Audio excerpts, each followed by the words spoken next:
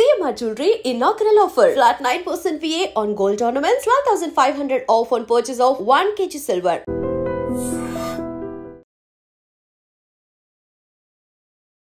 Breakup అయినప్పుడు పెయిన్కి go through అవుతారు చాలా మంది. So what is the psychological process behind that? లవ్లో ఉంటే వాళ్ళకి ఏంటంటే హై డోపమైన్ అనేది ఉంటుంది.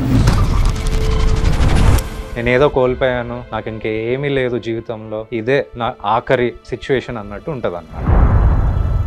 విపరీతమైన స్ట్రెస్లో ఉంటారు due to some relationship issues. So అలాంటి వాళ్ళని do you suggest to visit a psychologist or psychiatrist? మెయిన్గా suicidal thoughts or attempts, okay, repeated suicidal attempts అనేవి ఒకవేళ ఉంటే definitely admission is advised. Either smoking or alcohol.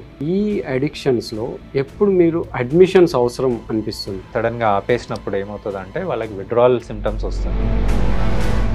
Gut bacteria సరిగ్గా లేనప్పుడు మనకి ఒక్కొక్కసారి యాంగ్జైటీ, డిప్రెషన్ ఇవి కామన్గా వస్తుంటాయి. పాన్ అడిక్షన్ చూస్తే is it a common behavioural thing? Everyday addiction అయిపోతుంది అనమాట. లైక్ ఎవ్రీడే పాన్ చూడాలని, ఒకవేళ చూడకపోతే నిద్ర పట్టదు చాలా మందికి. సో ఇంత సివియర్గా అడిక్షన్ లెవెల్స్ అనేవి ఉంటాయి అన్నమాట. పానిక్ అటాక్స్ అవుతూ ఉంటాయి నైట్ టైమ్స్, సడన్గా లేచి దట్ హార్ట్ రేట్ టాకికార్డియా అవుతున్నట్టుగా ఉండడం, అండ్ మెయిన్లీ స్లీప్లో నిద్రపోయినప్పుడే మెయిన్గా అవుతాయి. ఎందుకు? సో ఇందులో ఏంటంటే హై డోపమైన్ లెవెల్స్ సింథసైజ్ అవుతుంటాయి. సో ఇట్లా సింథసైజ్ అవ్వడం వల్ల ఆ టైంలో, ఆ ట్రాన్సిషన్లో ఈ డిస్రప్షన్ అనేది అవుతుంది. సెడెంటరీ లైఫ్ స్టైల్కి అలవాటు పడిన వాళ్ళకి ఎక్కువగా వాయిసెస్ వినబడుతూ ఉంటాయి. So is that schizophrenia or what exactly is షిజ్? చిన్న చిన్న విషయాలకు కూడా చాలా గిల్టీగా ఫీల్ అవుతుంటారు. ఇమీడియట్గా వచ్చినప్పుడే మనము గుర్తించి ట్రీట్మెంట్ స్టార్ట్ చేస్తే వాళ్ళకి చాలా వరకు తగ్గిపోతుంది.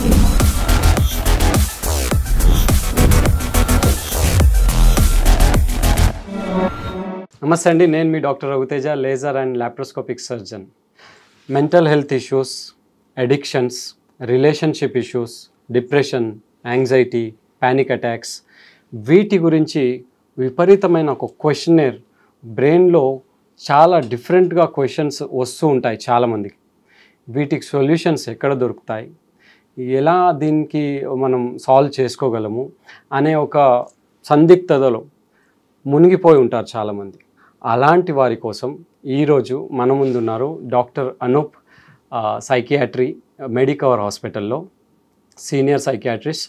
సో డాక్టర్ అనూప్ని మనం కనుక్కొని తెలుసుకుందాం, like mainly related to depression, anxiety, panic attacks, వీటి గురించి. So hi sir, thank you for coming. Thank you so much for inviting me.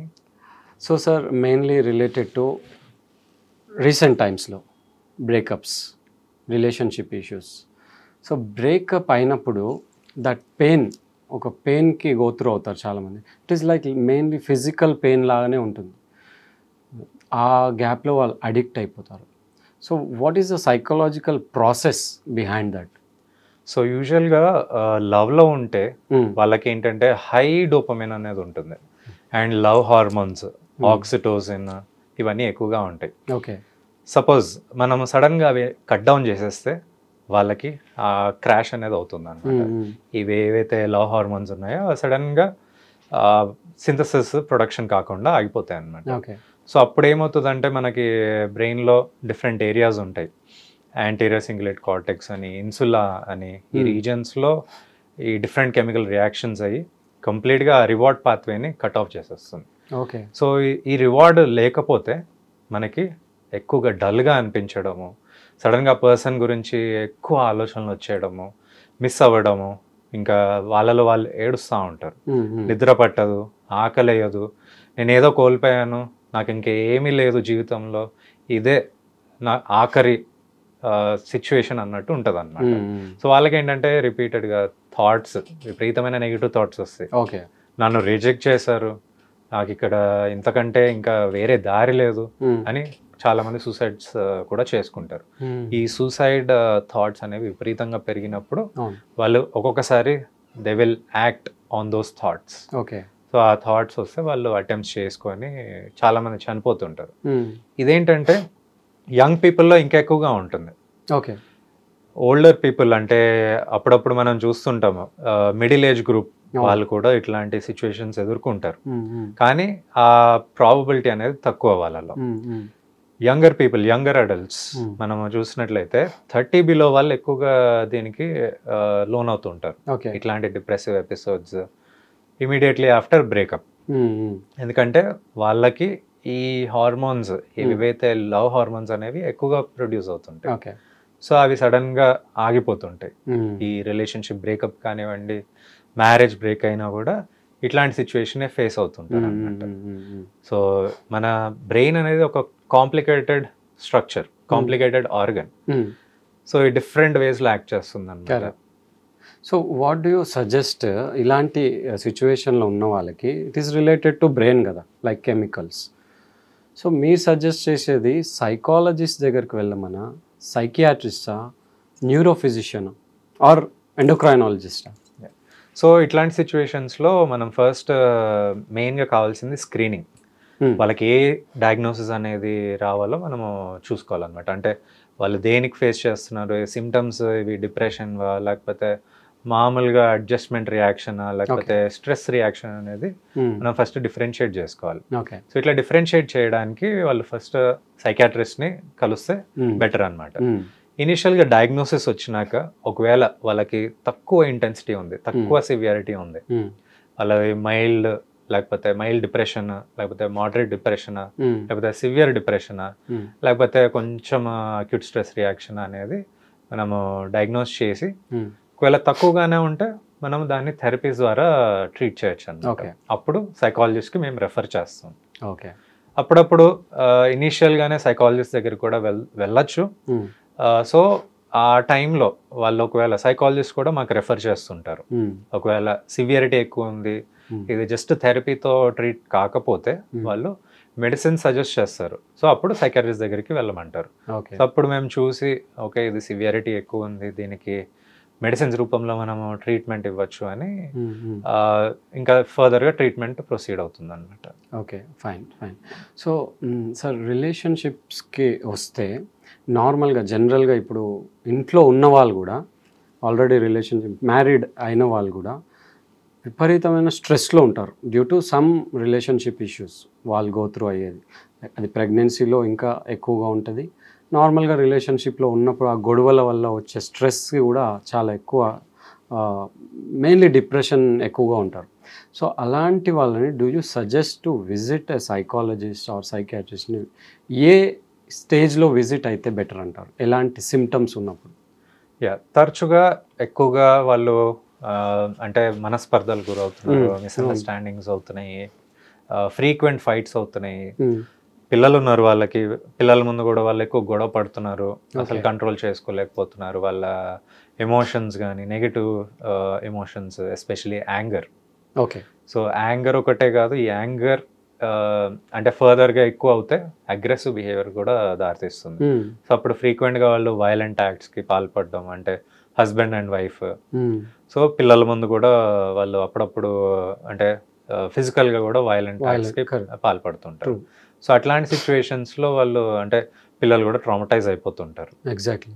So ఇట్లాంటి సిచ్యువేషన్స్లో వాళ్ళు సైకాలజిస్ట్ని కానీ లేకపోతే ఎవరైనా marital therapist who are specially trained in marital therapies, psychologist కానీ psychiatrist కానీ వాళ్ళు ట్రీట్ చేయొచ్చు అనమాట.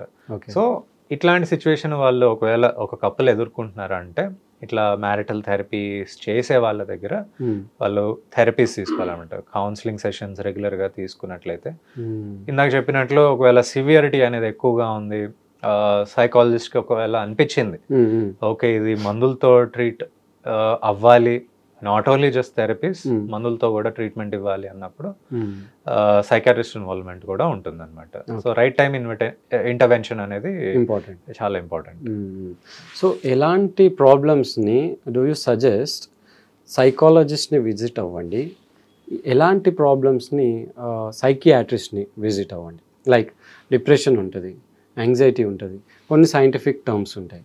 అంటే ఈ స్పెసిఫిక్ టర్మ్స్కి యూ విజిట్ సైకాలజిస్ట్ ఆర్ ఈ స్పెసిఫిక్ సిచ్యువేషన్స్కి, ఈ స్పెసిఫిక్ సిచ్యువేషన్స్ ఉంటే మాత్రం బెటర్ టు విజిట్ సైకియాట్రీ, ఇలా ఏవి స్పెసిఫిక్గా ఏముంటాయి? సో అన్ని డిజార్డర్స్, అన్ని మెంటల్ హెల్త్ ఇష్యూస్, అన్ని మెంటల్ ఇల్నెసెస్ సైకాట్రిస్ట్ ట్రీట్ చేస్తారు. ఓకే. సో కొంతమంది సైకాట్రిస్ట్ వాళ్ళు కూడా థెరపీస్ చేస్తుంటారు. ఒక్కొక్కసారి వాళ్ళకి టైం లేనప్పుడు కూడా వాళ్ళు యూజువల్గా సైకాలజిస్ట్కి కూడా రెఫర్ చేస్తుంటారు. సో మనం సివియారిటీ అనేది చూసుకోవాలి. యూజువలీ హాలిస్టిక్ అప్రోచ్ అంటే మెడిసిన్స్ ద్వారా, థెరపీస్ ద్వారా కంబైన్డ్గా ఉంటే రిజల్ట్స్ అనేది చాలా అంటే పాజిటివ్ వేలో ఉంటాయి అన్నమాట. చాలా మంది కొంతమంది ఏంటంటే హెసిటేట్ చేస్తుంటారు, మెడికేషన్స్ వద్దు అనుకుంటారు. అట్లాంటి వాళ్ళకి మేము థెరపిస్ట్ అంటే సైకాలజిస్ట్ దగ్గరికి రెఫర్ చేస్తుంటాం. సో అట్లా మంచి ఇంప్రూవ్మెంట్ ఉంటుంది. There is evidence based treatment for even therapies like cognitive behavioural therapy for anxiety and depression, ఇంకా డైలెక్టిక్ బిహేవియరల్ థెరపీస్ అని బార్డర్ లైన్ పర్సనాలిటీ డిజార్డర్స్ కి, ఇట్లా రకరకాల థెరపీస్ అనేవి ఉంటాయి అన్నమాట. సో అట్లాంటి సిచ్యువేషన్స్ లో డెఫినెట్లీ సైకాలజిస్ట్ కి రెఫర్ చేస్తుంటాం. అండ్ అసెస్మెంట్స్ కూడా ఉంటాయి, సైకాట్రిక్ అంటే సైకలాజికల్ ఎవాల్యుయేషన్, డయాగ్నోస్టిక్ సైకోమెట్రీస్ అని. ఏ లెవెల్లో మెడికేషన్ స్టార్ట్ చేయాలి, ఏ లెవెల్లో థెరపీ. సో ఇంటెన్సిటీ అనేది ఈ అసెస్మెంట్స్ ద్వారా మనం చేయొచ్చు అనమాట. ఒకవేళ అసెస్మెంట్స్ కావాలి, దాంతోపాటు సైమల్టేనియస్ థెరపీస్ కూడా కావాలి అంటే క్లినికల్ సైకాలజిస్ట్ అని ఉంటారు. Clinical psychologist they are very well trained in doing assessments and therapies. So అట్లా డిఫరెంట్ ఆప్షన్స్ ఉంటాయి అన్నమాట. అండ్ సైకాట్రిస్ట్ ఇన్వాల్వ్మెంట్ వీటన్నిటిలోనూ ఉంటుంది. సో మెడిసిన్స్ వాళ్ళు ఇవ్వచ్చు, అండ్ అసెస్మెంట్స్ చేయొచ్చు, as well as therapies. So ఒకవేళ సైకాట్రిస్ట్ ఒకవేళ అందులో వెల్ ట్రైన్డ్ కాదు, ఒక్కొక్కసారి కొంతమంది వెల్ ట్రైన్డ్ ఉండరు అనమాట. అంటే టైం లేకపోవడం కూడా ఒక ఫ్యాక్టర్. అట్లాంటప్పుడు వాళ్ళు psychologist and clinical psychologist help కూడా తీసుకుంటారు. సో మీరు వెన్ డూ యూ థింక్ ఒక పేషెంట్ కానివ్వండి అడ్మిషన్ అవసరం పడుతుంది ఈ పేషెంట్కి?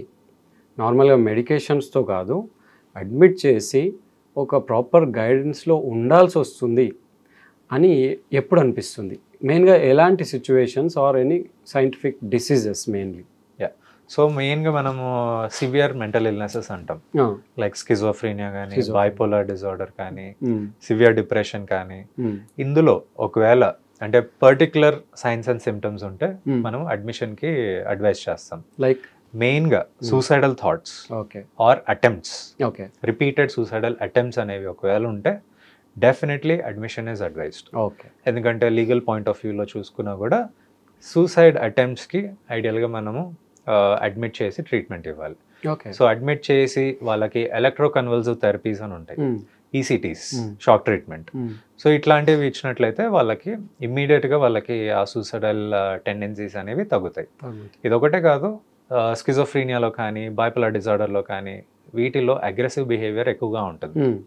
ఒక్కొక్కసారి సెల్ఫ్ కేర్ తగ్గిపోతుంది, వాళ్ళు టైంకి ఫుడ్ తినరు, రైట్ అమౌంట్ ఆఫ్ న్యూట్రిషన్ కానీ వాటర్ కానీ తీసుకోరు, వాళ్ళ సెల్ఫ్ కేర్ పూర్తిగా తగ్గిపోతుంది. ఇట్లాంటి కేసెస్లో కంపల్సరీ ఈ అడ్మిషన్ చేసి ఈసీటీస్ అనేవి కంపల్సరీగా ఇవ్వాల్సి వస్తుంది. ఈసీటీస్ కానీ లేకపోతే కీటమిన్ థెరపీ కానీ సివియర్ డిప్రెషన్కి ఇట్లాంటివి అడ్వైస్ చేస్తుంటాం. సో ఇదొకటే కాదు, admission is also for observation. ఒకవేళ ఇందాక చెప్పినట్లు సూసైడల్ థాట్స్ రిపీటెడ్గా ఉన్నాయి, కొంతమంది they have this tendency to repeatedly or take tablets in excess, ఎక్కువగా టాబ్లెట్స్ కన్జ్యూమ్ చేసుకోవడం, లేకపోతే ఏదైనా పాయిజన్ తీసుకునే టెండెన్సీస్ ఎక్కువగా ఉన్న వాళ్ళకి కూడా మనం అబ్జర్వేషన్ కోసము అడ్మిషన్ అడ్వైస్ చేస్తుంటాం. సో ఇట్లా చేసినట్లయితే మనము ఇంజెక్షన్స్ రూపంలో ఒకవేళ వాళ్ళు ఈసీటీస్కి కన్సెంట్ ఇవ్వకపోయినా మనం రెగ్యులర్గా డైలీ అబ్జర్వేషన్లో పెట్టి ఇంజెక్షన్స్ అనేవి ఇస్తుంటాం. సో ఇట్లా ఇచ్చినట్లయితే వాళ్ళకి ఆ సూసైడల్ టెండెన్సీస్ అనేవి కంప్లీట్గా తగ్గిపోతుంటాయి. But ECTs are very safest modality of treatment. చాలా మందికి అపోహ ఉంటుంది, ఈ షాక్ ట్రీట్మెంట్ అంటే సినిమాలో చూపించినట్టు అట్లా చూపిస్తుంటారు, కానీ అలా ఉండదు. It is a very safe process. Anaesthetist guidance లో కూడా అవుతుంది అన్నమాట. ఎందుకంటే అనెస్థీషియా ఇస్తుంటారు, అనెస్థీషియా ఇచ్చే ఈ షాక్ ట్రీట్మెంట్ అనేది ఇస్తాం. సెడేషన్ టైప్, అనెస్థీషియా ఇచ్చి చేస్తుంటాం సెడేషన్. అది జస్ట్ ఒక 2 minutes to 5 minutes లో అయిపోతుంది అనమాట ప్రొసీజర్. సో చాలా మందికి ఈ అవగాహన అనేది ఉండదు అనమాట. షాక్ ట్రీట్మెంట్ అంటే అది ఒక పెద్ద భూతం లాగా చూస్తుంటారు. సో అలా చూడకుండా it is also safest so ఇది ఓపీ బేసిస్లో కూడా చేస్తారా? ఎస్, ఓపీ బేసిస్లో కూడా చేసుకోవచ్చు ఇది. కాకపోతే మనము ఎన్బిఎం అడ్వైస్ చేస్తుంటాం, అంటే నిల్ బై మౌత్. ముందు రోజు అంటే 10 hours అట్లా ఏమి తీసుకోకుండా రావాల్సి వస్తుంది.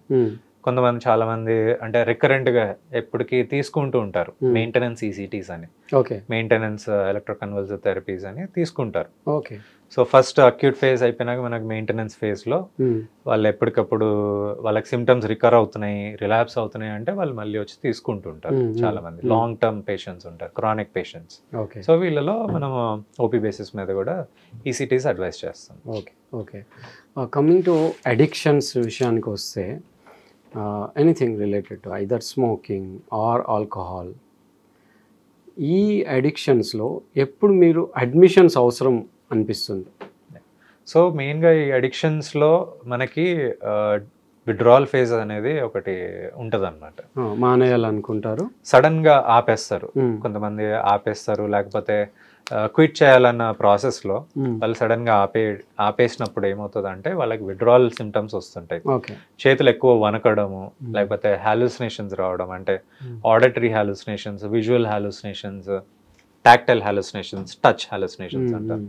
సో ఇవన్నీ డిఫరెంట్ టైప్స్ ఆఫ్ హాలుసినేషన్స్ వస్తుంటాయి. వాళ్ళు ఒక డెలీరియస్ ఫేజ్లోకి వెళ్ళిపోతుంటారు విదిన్ 72 hours. ఈ 72 hoursలో వాళ్ళకి ఏంటంటే వాళ్ళు అగ్రెసివ్ అవుతుంటారు. వాళ్ళ ఫ్యామిలీ మెంబర్స్ మీద కానీ, చుట్టుపక్కల ఉన్న వాళ్ళ మీద కానీ, వాళ్ళలో వాళ్ళు మాట్లాడుకుంటారు. ఆల్టర్డ్ సెన్సోరియం అనేది ఉంటుంది, వాళ్ళ కాన్షియస్నెస్ అనేది దెబ్బతింటుంది అనమాట. ఈ ఫ్లక్చువేటింగ్ కాన్షియస్నెస్ అనేది main important aspect in delirium. So ఇట్లాంటి ఫేజ్ ఒకటి వస్తే వాళ్ళకి ఒక్కొక్కసారి సూసైడల్ టెండెన్సీస్ కూడా ఉంటాయి. ఇంకొకటి death is also very common in this delirious phase. So ఈ డెత్ ఎందుకు వస్తుంది అంటే డీహైడ్రేషన్ అండ్ మాల్న్యూట్రిషన్, సరిగా న్యూట్రిషన్ లేకపోవడము, అండ్ ఈవెన్ టైంకి అసలు ఫ్లూయిడ్స్ తీసుకోరనమాట.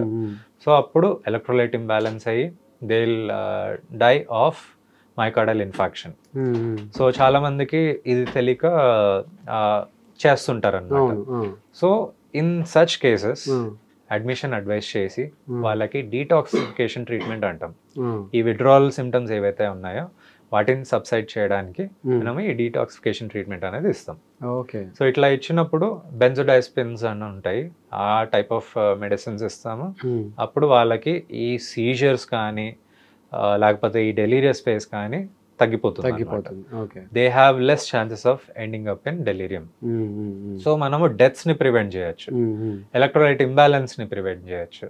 సో రైట్ టైంకి మనము ఒక పర్సన్ ఈ డెలీరియస్ ఫేజ్లోకి ల్యాండ్ అవుతున్నారు, లేకపోతే ఈ విడ్రాల్ సిమ్టమ్స్ కనిపిస్తున్నాయి అంటే వాళ్ళు ఇమీడియట్గా అడ్మిషన్ అయ్యి వాళ్ళు ఈ ట్రీట్మెంట్ అనేది ఇప్పించుకోగలిగితే, అంటే సైకాట్రిస్ట్ సూపర్విజన్లోనే అవుతుంది అనమాట. ఈ ట్రీట్మెంట్ అంతా అయిపోయినాక, ఈ డీటాక్సిఫికేషన్ ట్రీట్మెంట్ అయిపోయినాక యాంటీ క్రేవింగ్ మెడికేషన్ స్టార్ట్ చేస్తాం. సో ఇదేంటంటే వాళ్ళకున్న ఈ స్ట్రాంగ్ డిజైర్ టు టేక్ ఆల్కహాల్ని మనము తగ్గిస్తాం, క్రేవింగ్స్ తగ్గిస్తాం. సో దానికి తగ్గట్టు మెడిసిన్స్ కూడా ఇస్తాం. అదేవిధంగా సైమిల్టేనియస్గా మనము థెరపీస్ కూడా స్టార్ట్ చేస్తాం. మోటివేషనల్ ఎన్హాన్స్మెంట్ థెరపీ అని, కాగ్నిటివ్ బిహేవియరల్ థెరపీ అని.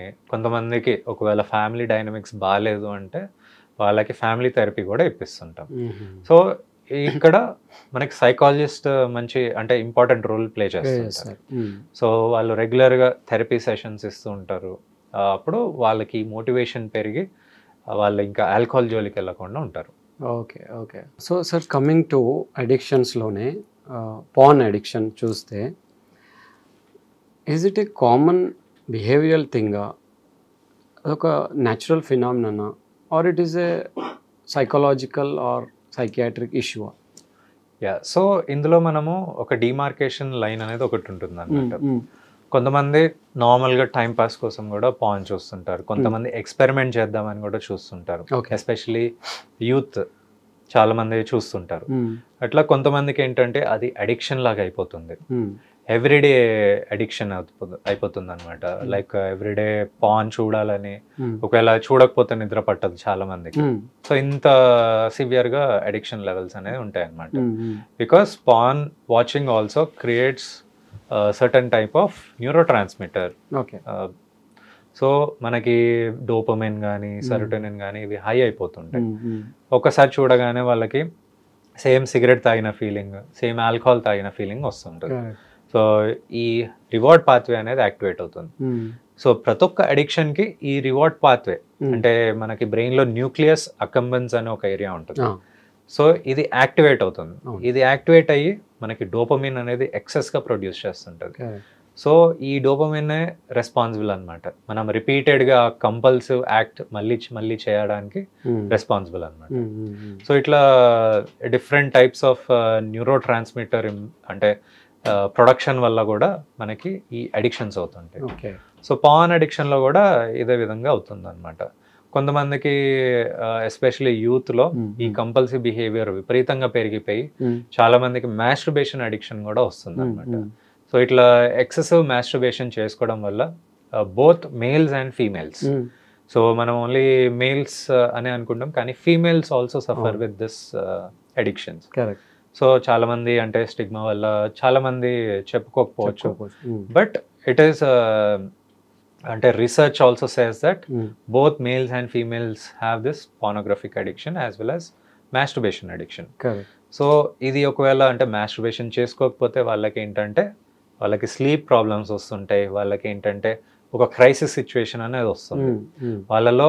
ఎస్పెషలీ మనం ఇప్పుడు సపోజ్ ఆల్కహాల్ తీసుకున్న ఒక పర్సన్ తీసుకుంటే వాళ్ళకి నెక్స్ట్ డే ఈవినింగ్ కల్లా ఒకవేళ వాళ్ళు రెగ్యులర్ ఈవినింగ్స్ తీసుకుంటున్నారు ఆల్కహాల్, నెక్స్ట్ డే ఈవినింగ్ కి కొంచెం లేట్ అయినా కూడా వాళ్ళకి విత్డ్రావల్ సిమ్టమ్స్ వస్తుంటాయి. అదే విధంగా పార్నోగ్రఫిక్ అడిక్షన్ లో కూడా వాళ్ళకి నైట్ టైం ఒకవేళ పాన్ చూసి మాస్టర్బేషన్ చేసుకోకపోతే వాళ్ళకి ఈ విత్డ్రావల్ సిమ్టమ్స్ వస్తాయి. నిద్ర పట్టదు, చాలా రెస్ట్లెస్ గా అనిపిస్తుంటది వాళ్ళకి, ఎక్కువగా పాల్పిటేషన్స్ వస్తాయి, చాలా మైండ్ అంతా చాలా అంటే రిలాక్స్డ్ స్టేట్ లో ఉండరు అనమాట. సో ఇట్లాంటి సిచ్యువేషన్స్ లో వాళ్ళు మాస్టర్బేషన్ చేసుకుంటారు. ఇది కూడా అడిక్షన్ లాగా అయిపోతుంది.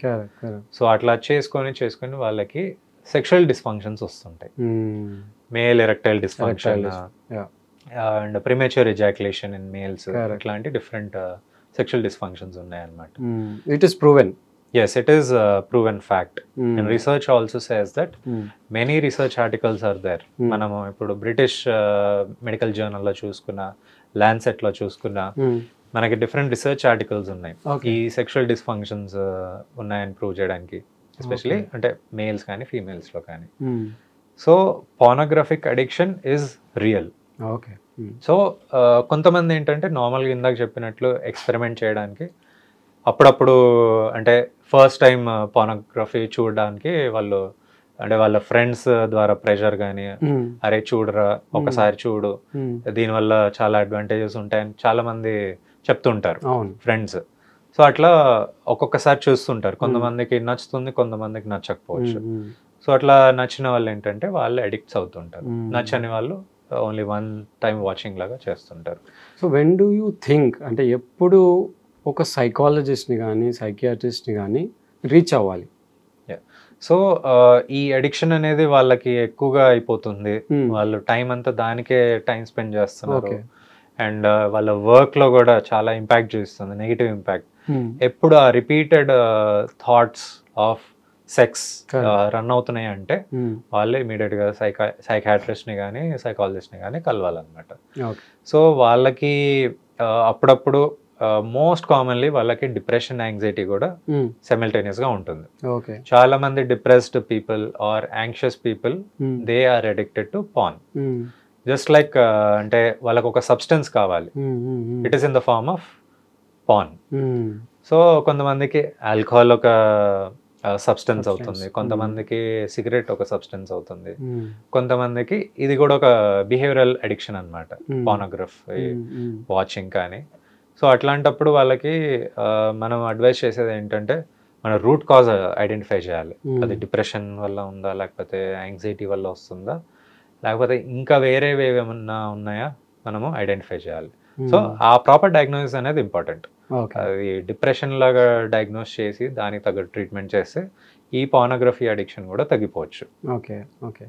సో మెయిన్ ఇష్యూ ఏంటంటే ఇప్పుడు మ్యారైటల్ ఇష్యూస్ కానీ వీటికి భయపడి, లేదా రీసెంట్గా ఈ వయలెన్స్ కానీ ఆఫ్టర్ మ్యారేజ్ తర్వాత ఇవన్నిటికీ భయపడి I think most of the youth they are restricting themselves to stay alone. Yes. So దాంట్లో భాగంగా I think it is increasing, ఆ లెవెల్ అనేది చాలా పెరిగిపోయింది. దట్ వాచింగ్ పాన్, మాస్టర్బైటింగ్, మనం రిలాక్స్ అయిపోదాం, why to get into this all shitty things అని maybe. So దానివల్ల ఏమైనా ఇంకా పెరుగుతుంది అంటారా దిస్ అడిక్షన్? ఎస్. సో మెయిన్గా ఏంటంటే పేరెంట్స్ క్రూషియల్ రోల్ ప్లే చేస్తారనమాట, especially childhood. So basically parents ఒకవేళ వాళ్ళకి పడట్లేదు, ఈ మ్యారిటల్ కాన్ఫ్లిక్ట్స్ పెరుగుతున్నాయంటే ఇందాక చెప్పినట్టు వాళ్ళు ఎక్కువగా కాన్ఫ్లిక్ట్స్ ఫేస్ చేస్తుంటారు. ఒకరికొకరు గొడవ పడ్డము అండ్ పిల్లల ముందు ఎస్పెషలీ. సో ఆ యాంగర్, వైలెన్స్ పిల్లవాడి మీద కూడా వస్తుంది అనమాట. సో పిల్లలు కూడా అదే ట్రామాకి గురవుతుంటారు. వాళ్ళు పెద్ద అయినాక కూడా వాళ్ళకి మ్యారేజ్ కానీ లేకపోతే ఏదైనా రిలేషన్షిప్ మీద కానీ కూడా ఫోబియాస్ వస్తుంటాయి. వాళ్ళు కంప్లీట్గా అవాయిడ్ చేసేస్తారు. ఎవరితోనూ అంటే రిలేషన్షిప్లోకి వెళ్ళాలన్నా కూడా భయపడుతుంటారు. And other side of the page there is a different entity. So ఈ వీళ్ళలో ఏంటంటే వాళ్ళు ఒక పార్ట్నర్ కోసము, వాళ్ళు ఒక కంపానియన్ కోసము ఎత్తుకుంటారనమాట. అంటే they will find a partner who is compatible for them. They will go in search of a partner. So ఇట్లా ఎత్తుక్కుంటూ పోతూ వాళ్ళు రాంగ్ రిలేషన్షిప్స్లోకి కూడా వెళ్తుంటారు. ఎవరో ఒక పార్ట్నర్ ఉన్నారు ఒక కంపానియన్గా అని కూడా వాళ్ళు అప్పుడప్పుడు రాంగ్ స్టెప్స్ వేస్తారు. సో ఇదే విధంగా అది రిపీట్ అవుతుంది. మళ్ళీ మళ్ళీ వాళ్ళు మ్యారేజ్ చేసుకుంటారు, ఆ మ్యారేజ్ కరెక్ట్గా ఉండదు, డివోర్స్కి వెళ్ళి మళ్ళీ ఇంకొక మ్యారేజ్, అట్లా రిపీటెడ్ మ్యారేజెస్ కూడా అయ్యే కేసెస్ ఉన్నాయన్నమాట. సో ఇట్లాంటి కేసెస్లో కూడా మనము చూసినట్లయితే అంటే రెట్రోస్పెక్టివ్గా చూసుకుంటే మల్టిపుల్ రిలేషన్షిప్స్, ఒకవేళ వాళ్ళు మ్యారేజ్ చేసుకోకపోయినా మల్టిపుల్ రిలేషన్షిప్స్, 4 to 5 రిలేషన్షిప్స్ సైమిల్టేనియస్గా మెయింటైన్ చేయడము. And even after marriage polygamous relationships, multiple పార్ట్నర్స్ని మెయింటైన్ చేయడం చేస్తుంటారు మ్యారేజ్ తర్వాత కూడా. సో మనము ఇట్లాంటి కేసెస్లో మనము ఎప్పుడైనా చూసుకున్నట్లయితే వాళ్ళకి ఈ పాస్ట్ ట్రామాస్ అనేవి ఉంటాయి. వాళ్ళ పేరెంట్స్ని మిమిక్ చేస్తుంటారు. ఎందుకంటే parents are the role models for any children. So వాళ్ళ పేరెంట్స్ ఎలా బిహేవ్ చేశారో వాళ్ళు కూడా అలానే బిహేవ్ చేస్తుంటారు. సో ఇంత క్రిటికల్గా అవుతుంది అనమాట. ఒక ఫ్యామిలీ డైనమిక్స్ కంప్లీట్గా డిస్రప్ట్ అయిపోతుంది. మీరు ఇందాక ముందు చెప్పినట్టు లైక్ యాంగ్జైటీ ఇష్యూస్, డిప్రెషన్, ఇవి మెయిన్గా యూత్లో ఎక్కువ ఉంటాయి compare to middle age or old age. ఇప్పుడు ఓల్డ్ ఏజ్లో కూడా చాలా ఎక్కువ ఉంటున్నాయి, బట్ యూత్లో మెయిన్గా ఎక్కువ ఉంటాయి. What is the main reason? అయితే ఏంటి డిప్రెషన్, యాంగ్జైటీ ఉండడానికి developmental problem, brain related developmental ప్రాబ్లమా ఆర్ అవుట్ ఆఫ్ ఇన్ఎక్స్పీరియన్సా? సో మెయిన్గా ఈ సిచ్యువేషన్స్ ఏవైతే మనం ఇప్పుడు మెంటల్ హెల్త్ ఇష్యూస్ చూసుకున్నట్లయితే డిప్రెషన్, యాంగ్జైటీ మోస్ట్ కామన్లీ వాళ్ళకి జెనెటిక్స్ ఒకటి ఫస్ట్ ఇంపార్టెంట్ ఫ్యాక్టర్. జెనెటిక్స్ అంటే వాళ్ళకి ఆ జీన్స్ ఉన్న, అంటే పేరెంట్స్ నుంచి ఆ జీన్స్ వచ్చినా కూడా హెరిడిటరీగా ఈ డిప్రెషన్, యాంగ్జైటీ వస్తుంటుంది. అందుకే ఫ్యామిలీస్లో రన్ అవుతుంటే యాంగ్జైటీ, డిప్రెషన్ వీళ్ళలో కూడా కామన్గా ఉంటుంది. అది main factor. Second important factor ఏంటంటే వాళ్ళ ట్రామాస్, చైల్డ్హుడ్ ట్రామాస్. చిన్నప్పుడు ఏదన్నా అంటే సెక్షువల్ అబ్యూస్కి గురైనా, లేకపోతే పేరెంటల్ అబ్యూస్కి గురైనా, లేకపోతే స్కూల్లో బులియింగ్, ఎక్కువగా బులియింగ్కి గురైనా కూడా వీళ్ళలో ఈ యాంగ్జైటీ, డిప్రెషన్ చైల్డ్హుడ్లోనే స్టార్ట్ అవుతుంది.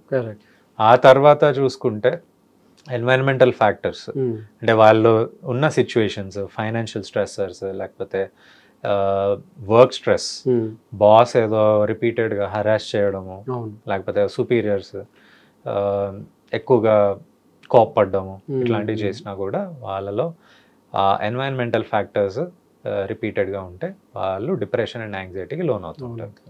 సో ఇది మళ్ళీ వాళ్ళ చుట్టూతో ఉన్న అంటే పీపుల్ మీద కూడా ఎఫెక్ట్ చూపిస్తుంది అన్నమాట. అంటే వర్క్ స్ట్రెస్ తీసుకొచ్చి ఇంట్లో చూపించడము, మళ్ళీ ఇంట్లో స్ట్రెస్ తీసుకెళ్ళి వర్క్లో చూపించడము, ఇట్లా ఇంబ్యాలెన్స్ అనేది టోటల్గా అంటే వాళ్ళ ఉన్న చుట్టూతో ఎన్వైరన్మెంట్ అనేది డిస్టర్బ్ అయిపోతుంది అనమాట. It's a cycle. So whenever they are having some issue they should address it. Okay, నాకు ఇది యాక్సెప్ట్ చేయాలన్నమాట. ఓకే, నాకు ఈ ఇష్యూ ఉంది, నేను దీన్ని అడ్రస్ చేయాలి, హెల్ప్ తీసుకోవాలి. నేను దాన్ని నా చుట్టుపక్కల ఉన్న వాళ్ళకి అంటే ఆ స్ప్రెడ్ చేయొద్దు అనమాట. ఆ నెగటివ్ వైబ్స్ ఏవైతే ఉంటాయో అవన్నీ చుట్టుపక్కల వాళ్ళ మీద కూడా ఎఫెక్ట్ చూపిస్తుంటాయి అన్నమాట. సో వాళ్ళు టైంకి వాళ్ళు యాక్సెప్ట్ చేసి ఓకే నాకు హెల్ప్ కావాలి, నేను తీసుకోవాలి, నేను సైకాట్రిస్ట్ని కలవాలి లేకపోతే సైకాలజిస్ట్ని కలవాలని వాళ్ళు అనుకోవాలి. కనీసం వాళ్ళ ఫ్యామిలీ మెంబర్స్ కన్నా చెప్పుకోవాలి. ఓకే నాకు ఈ ప్రాబ్లం ఉందని చెప్పుకోరు చాలా మంది. సో అట్లాంటి సిచ్యువేషన్స్లో వాళ్ళు నెగ్లెక్ట్ చేసి వాళ్ళ స్పౌస్ మీద కానీ లేకపోతే వాళ్ళ చుట్టుపక్కల అంటే ఫ్రెండ్స్ మీద కానీ కూడా ఎఫెక్ట్ చేస్తుంది అనమాట. కోప్ పడుతుంటారు చిన్న చిన్న వాటికి కూడా, ఇరిటేషన్ వచ్చి అరవడము, కొట్టడము ఇట్లాంటివి కూడా చేస్తుంటారు. So what about panic attacks అవుతూ ఉంటాయి నైట్ టైమ్స్, సడన్గా లేచి దట్ హార్ట్ రేట్ టాకికార్డియా అవుతున్నట్టుగా ఉండడం, స్లీప్ డిస్టర్బెన్స్, ఇవి ఎందుకు అవుతాయి మెయిన్గా? అండ్ మెయిన్లీ స్లీప్లో నిద్రపోయినప్పుడే మెయిన్గా అవుతాయి ఎందుకు, అంటే ఏ స్టేజ్ ఆఫ్ స్లీప్లో ఇది మెయిన్గా అవుతుంది? మనం మెయిన్గా చూసుకుంటే మనకి స్లీప్లో డిఫరెంట్ ఫేజెస్ ఉంటాయి. ఎన్ఆర్ఈఎం మళ్ళీ ఆర్ఈఎం స్లీప్.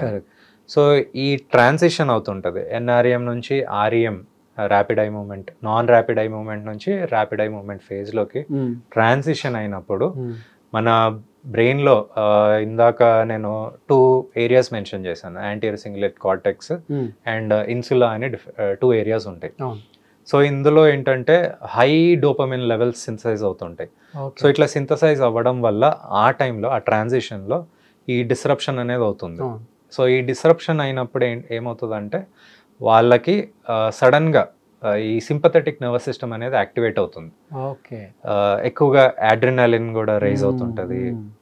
అట్లాంటి సిచ్యువేషన్స్లో వాళ్ళకి సడన్గా ఏదో అయిపోతున్నట్టు, రెస్ట్లెస్గా అనిపించడము, నిద్రలోంచి ఏదో నైట్ మేర్ వచ్చినట్టు, పీడకల్లు వచ్చినట్టు లేవడము, ఊపిరి తీసుకోవడానికి కూడా చాలా మంది కష్టంగా ఉంటుంది ఆ టైంలో, అండ్ చెమటలు పట్టేయడము, ఇవన్నీ ఆ సింపథెటిక్ నర్వస్ సిస్టమ్ యాక్టివేట్ అవ్వడం వల్ల అవుతుందండి. సో చాలా మందికి మోస్ట్లీ నైట్ టైమ్స్ అవుతుంది, కొంతమందికి డే టైంలో కూడా కంటిన్యూ అవుతుంది అది.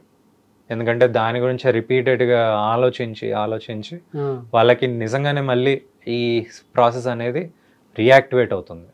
It's normal or when to reach doctor? So ఒకసారి 2 సార్లు అయిందంటే పర్వాలేదు, కానీ అది రిపీటెడ్గా కంటిన్యూస్గా ఎవ్రీ నైట్ అట్లీస్ట్ ఈ 7 to 10 times అనేది రిపీటెడ్గా అవుతుంది with in a span of 2 weeks.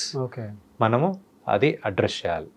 So ఆ పర్సన్ ఐడెంటిఫై చేసి ఓకే ఏదో ప్రాబ్లం అవుతుంది, నాకు హెల్ప్ కావాలి అని వాళ్ళు కరెక్ట్ టైంకి వాళ్ళు ట్రీట్మెంట్ తీసుకోవాలి. థెరపీస్ ఉంటాయా, మెడికేషన్స్ ఉంటాయా? సో రూట్ కాజ్ ఐడెంటిఫై చేయాలి. ఒకవేళ వాళ్ళకి డే టైంలో ఏమన్నా ఎక్కువగా డిప్రెస్డ్గా ఉంటున్నారా, లేకపోతే వర్క్ స్ట్రెస్ విపరీతంగా ఉందా, వాళ్ళకి ఏమన్నా నెగిటివ్ కాగ్నిటివ్ డిస్బిలీవ్స్ అంటాము, నెగిటివ్ అంటే కాగ్నిటివ్ డిస్టార్షన్స్ అంటాం, నెగిటివ్ థాట్ ప్రాసెస్ ఇవన్నీ ఎక్కువగా ఉన్నాయి అంటే డే టైంలో కూడా ఇవే థాట్స్ రన్ అవుతున్నాయి మైండ్లో అంటే మనము దానికి సిబిటి ఇస్తాం అనమాట, కాగ్నిటివ్ బిహేవియరల్ థెరపీ. అప్పుడు సైకాలజిస్ట్ లేకపోతే సైకాట్రిస్ట్ కూడా చేయొచ్చు అనమాట. What exactly is cognitive behavioural therapy అంటే ఏం చేస్తారు అందులో? సో ఇందులో ఏంటంటే ఆటోమేటిక్ థాట్స్ అనేవి వస్తుంటాయి. మనము సపోజ్ ఫర్ ఎగ్జాంపుల్ నేను ఈ వర్క్ చేయలేను, I'm not worthy of doing this task, ఇట్లా ఒక నెగిటివ్ థాట్ రిపీటెడ్ లూప్లో రన్ అవుతూ ఉంటుంది.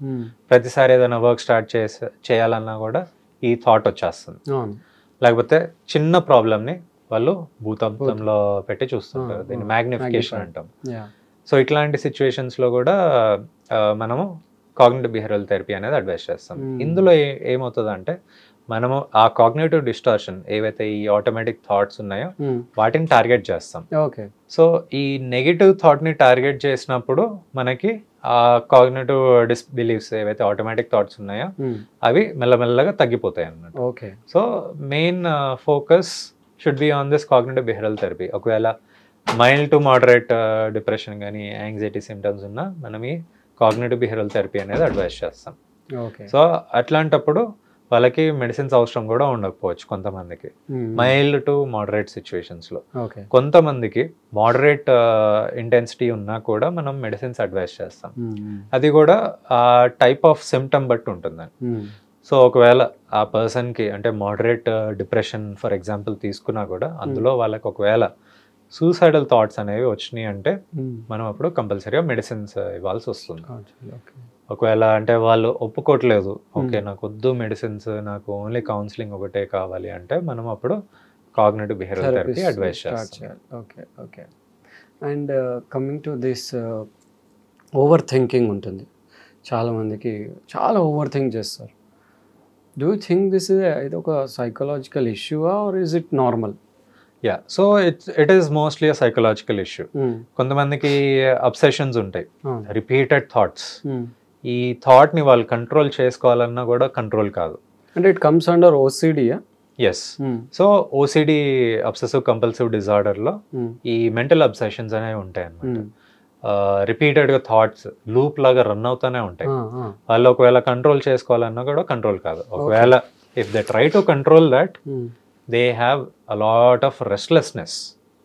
చాలా గాబరా పడిపోయి ఏదో అయిపోతుంది, లేకపోతే నా ఫ్యామిలీ మెంబర్కి ఏదో అయిపోతుంది అని ఎక్కువగా నెగిటివ్ థాట్స్ అనేవి రిపీటెడ్గా రన్ అవుతాయి లూప్ లాగా.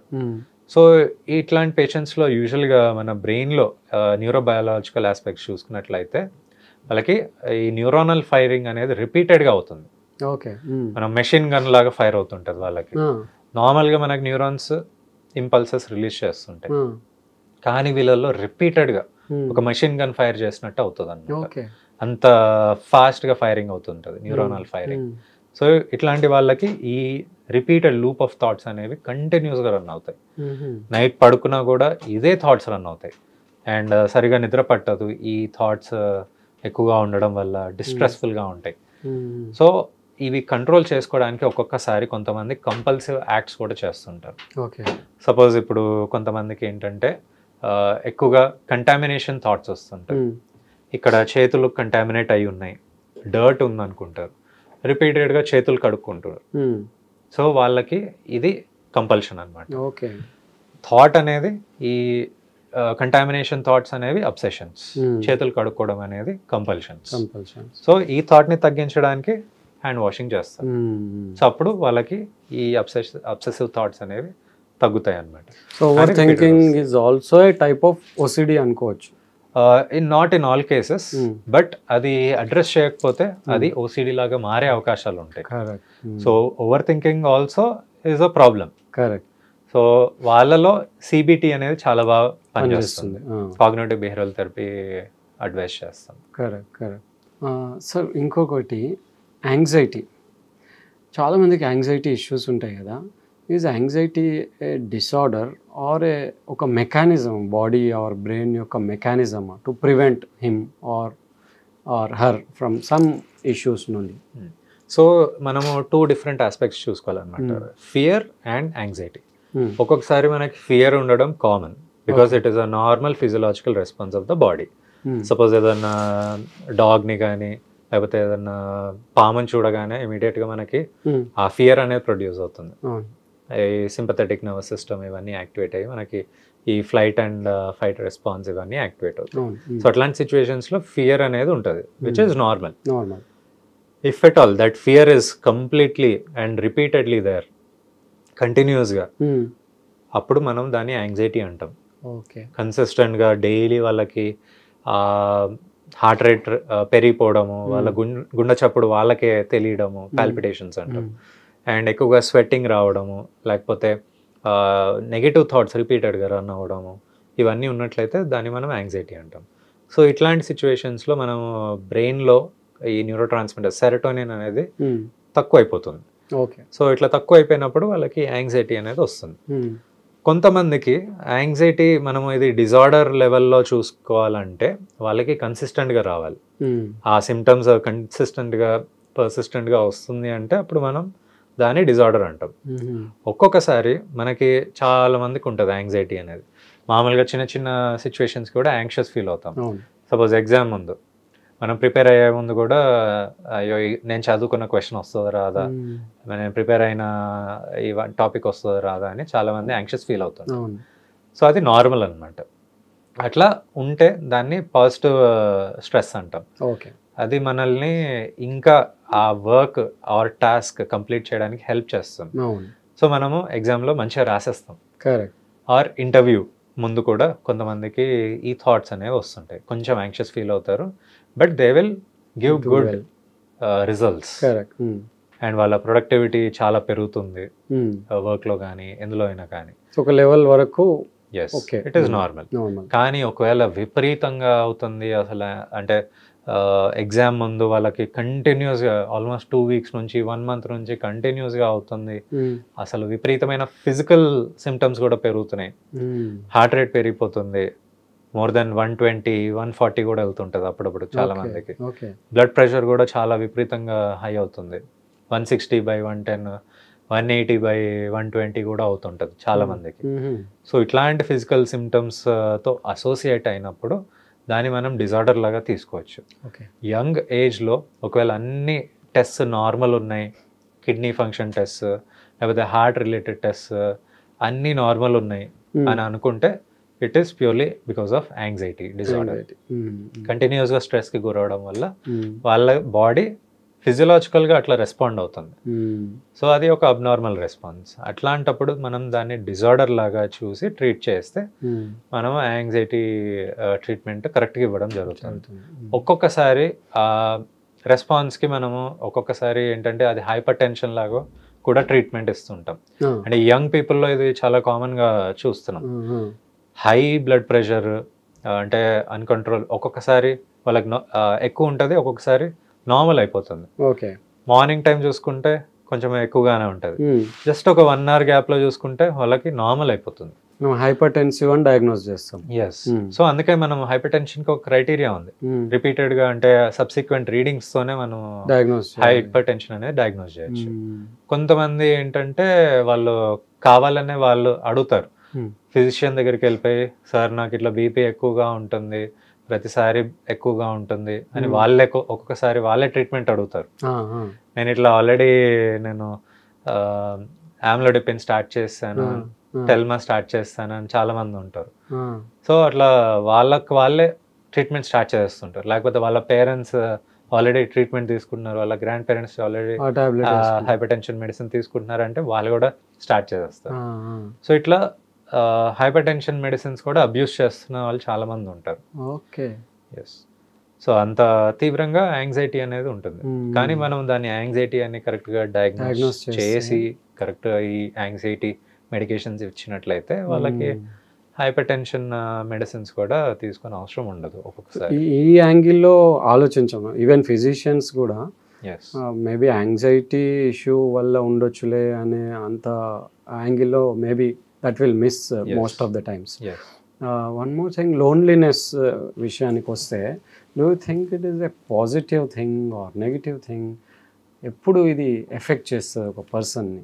అండ్ see if ఫారెన్లో ఉంటారు చాలామంది, చాలా డిస్టెన్స్లో ఉంటారు, వాళ్ళ పేరెంట్స్ ఏమో ఇక్కడ ఉంటారు, అక్కడ ఒకరే చాలామంది ఒక రూమ్లో అట్లా ఉంటారు, వర్క్ ఫ్రమ్ హోమ్ ఉంటుంది, even vitamin D will be లో.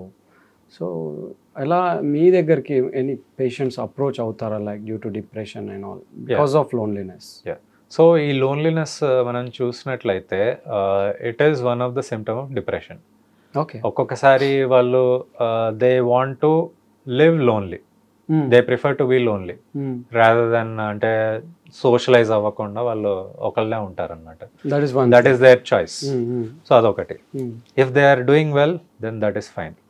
ఒక్కొక్కసారి ఈ లోన్లీనెస్ అనేది ఒక సిమ్టమ్ లాగా మారితే వాళ్ళకి ఈ సెడెంటరీ లైఫ్ స్టైల్కి అలవాటు పడుతుంటారు, ఎక్కడికి వెళ్ళరు, బయటకి వెళ్ళరు, కనీసం సన్లైట్లో కొంచెం వాక్ చేద్దామన్నా కూడా వాళ్ళకి మోటివేషన్ ఉండదు, ఎక్కువగా అట్లనే కూర్చుంటారు అనమాట. సో ఈ సెడెంటరీ లైఫ్ స్టైల్కి అలవాటు పడిన వాళ్ళకి ఎక్కువగా హార్ట్ అటాక్స్ వచ్చే ఛాన్సెస్ ఎక్కువగా ఉంటాయి. మనం చూస్తే sitting is more harmful than cigarette smoking and alcohol అని రీసెంట్గా రీసెర్చ్ కూడా చెప్తుంది. ఇట్ ఈస్ ఈక్వివాలెంట్ అంటే continuous sitting for at least 5 to 6 hours every day is equivalent to smoking 15 cigarettes per day. So ఇది రీసెర్చ్ చెప్తుంది. సో ఈ loneliness అనేది ఇట్లా చేస్తుంది అనమాట. ఎక్కువసేపు కూర్చోవాలనుకుంటారు వాళ్ళు, లేకపోతే మనము కాన్స్టెంట్ సిట్టింగ్ మనము ఇప్పుడు కార్పొరేట్ కంపెనీస్లో కూడా చూస్తున్నాం. ఐటీ ఎంప్లాయీస్ చాలామంది అట్లనే అవర్స్ తడబడి వాళ్ళు అట్లనే కూర్చుంటారు అనమాట, 6 hours 7 hours అట్లానే కంటిన్యూస్గా వాళ్ళు వర్క్ చేస్తుంటారు.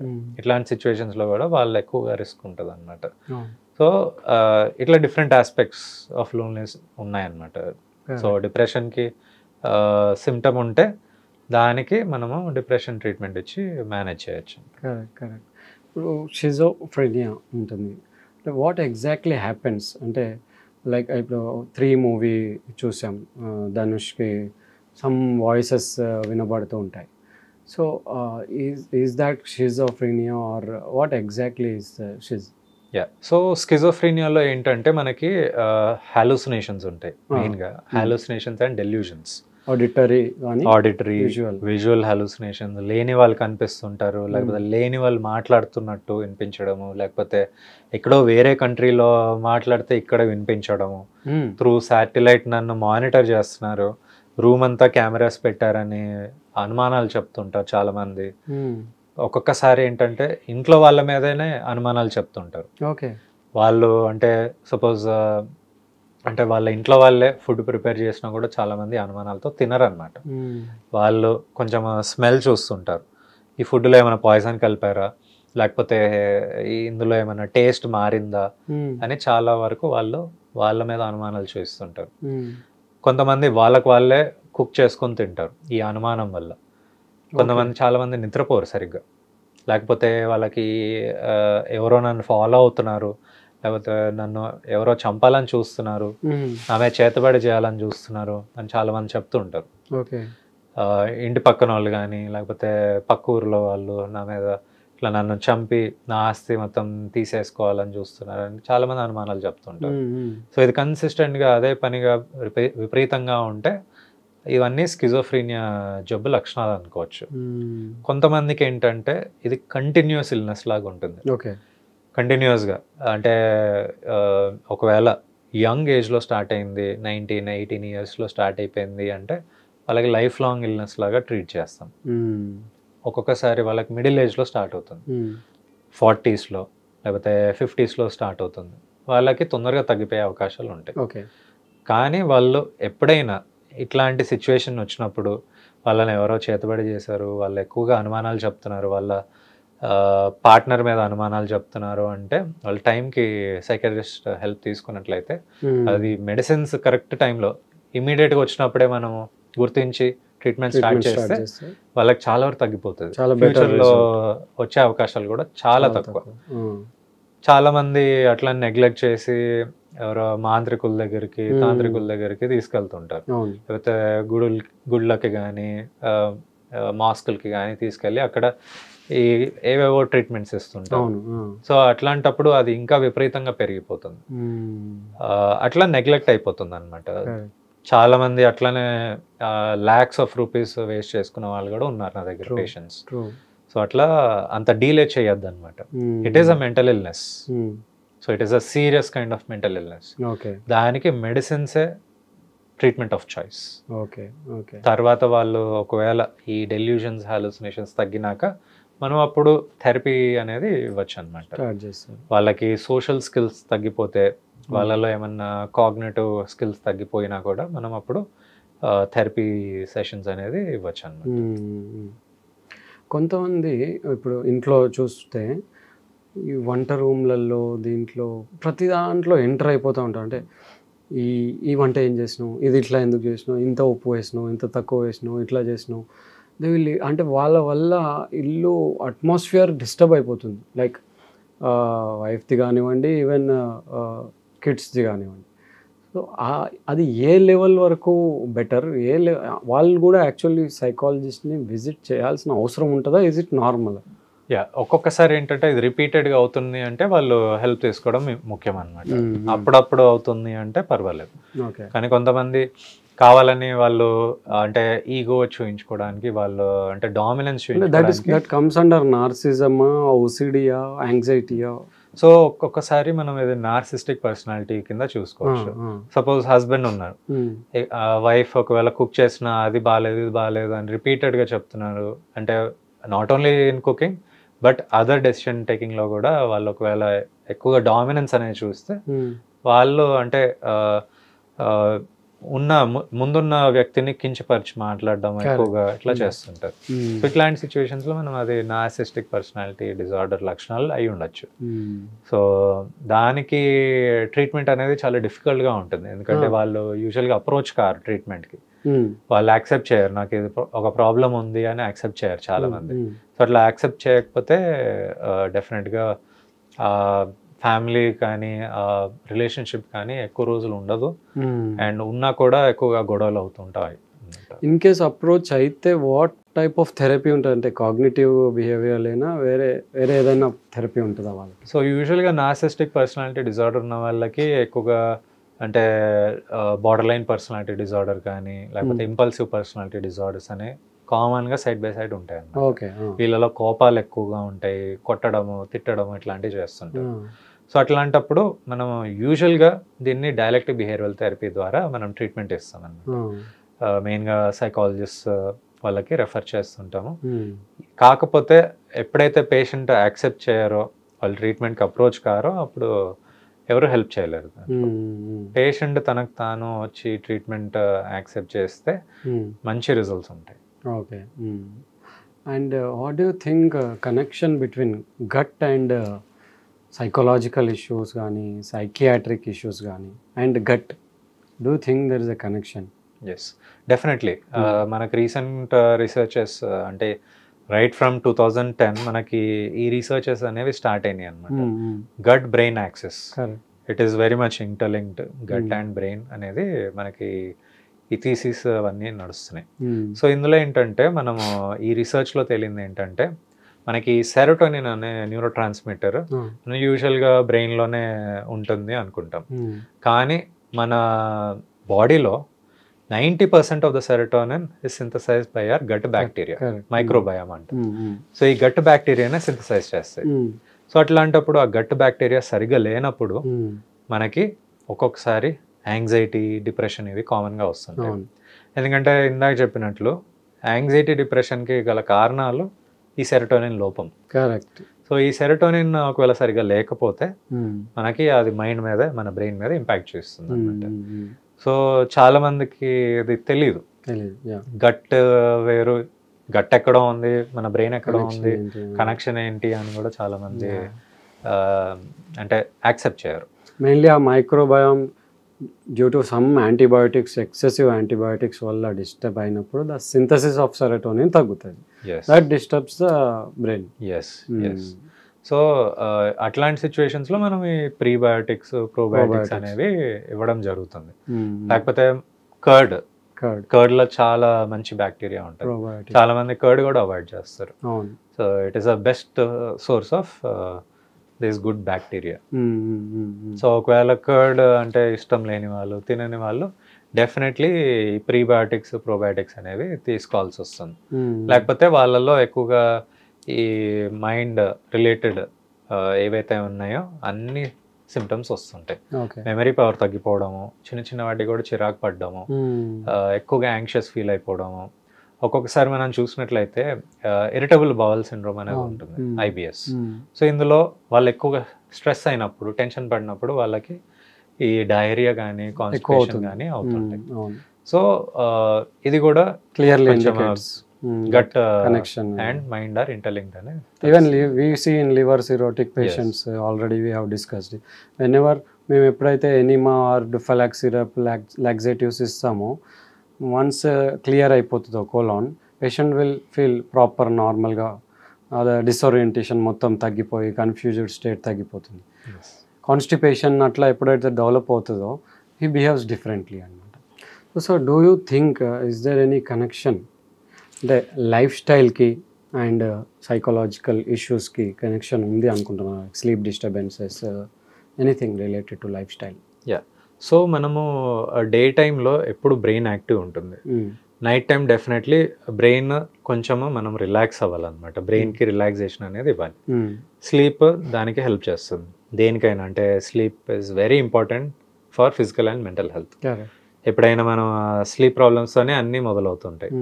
మనం ఆ స్లీప్ సరిగా లేకపోతే ఈ ప్రాబ్లమ్స్ అన్నీ వస్తాయి. సో స్లీప్ ఇంప్రూవ్ చేసుకోవడానికి మనకి లైఫ్ స్టైలే ఎక్కువగా హెల్ప్ చేస్తుంది అనమాట. మనం డైలీ మార్నింగ్ లేవగానే ఫిజికల్ యాక్టివిటీస్ చేసుకోవడం, ఎక్సర్సైజెస్ ఆర్ వెరీ ఇంపార్టెంట్. మనము అంటే రీసెర్చ్లో కూడా మనం చూసుకున్నట్లయితే exercises play a major role and sometimes in some cases like mild to moderate కేసెస్లో మనం ఎక్సర్సైజెస్ రిప్లేస్ చేయొచ్చు అనమాట.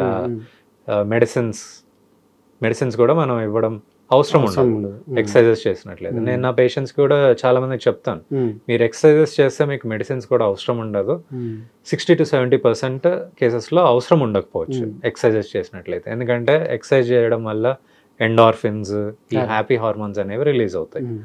సో అప్పుడు మనకి ఎటువంటి ప్రాబ్లం ఉండదు, హ్యాపీనెస్, ఎనర్జెటిక్గా ఉంటాము, ఆ డే అంతా చాలా బ్రైట్ అండ్గా ఉంటుంది. ఎటువంటి ప్రాబ్లమ్ వచ్చినా కూడా మనం ఈజీగా ఫేస్ చేయగలుగుతాం.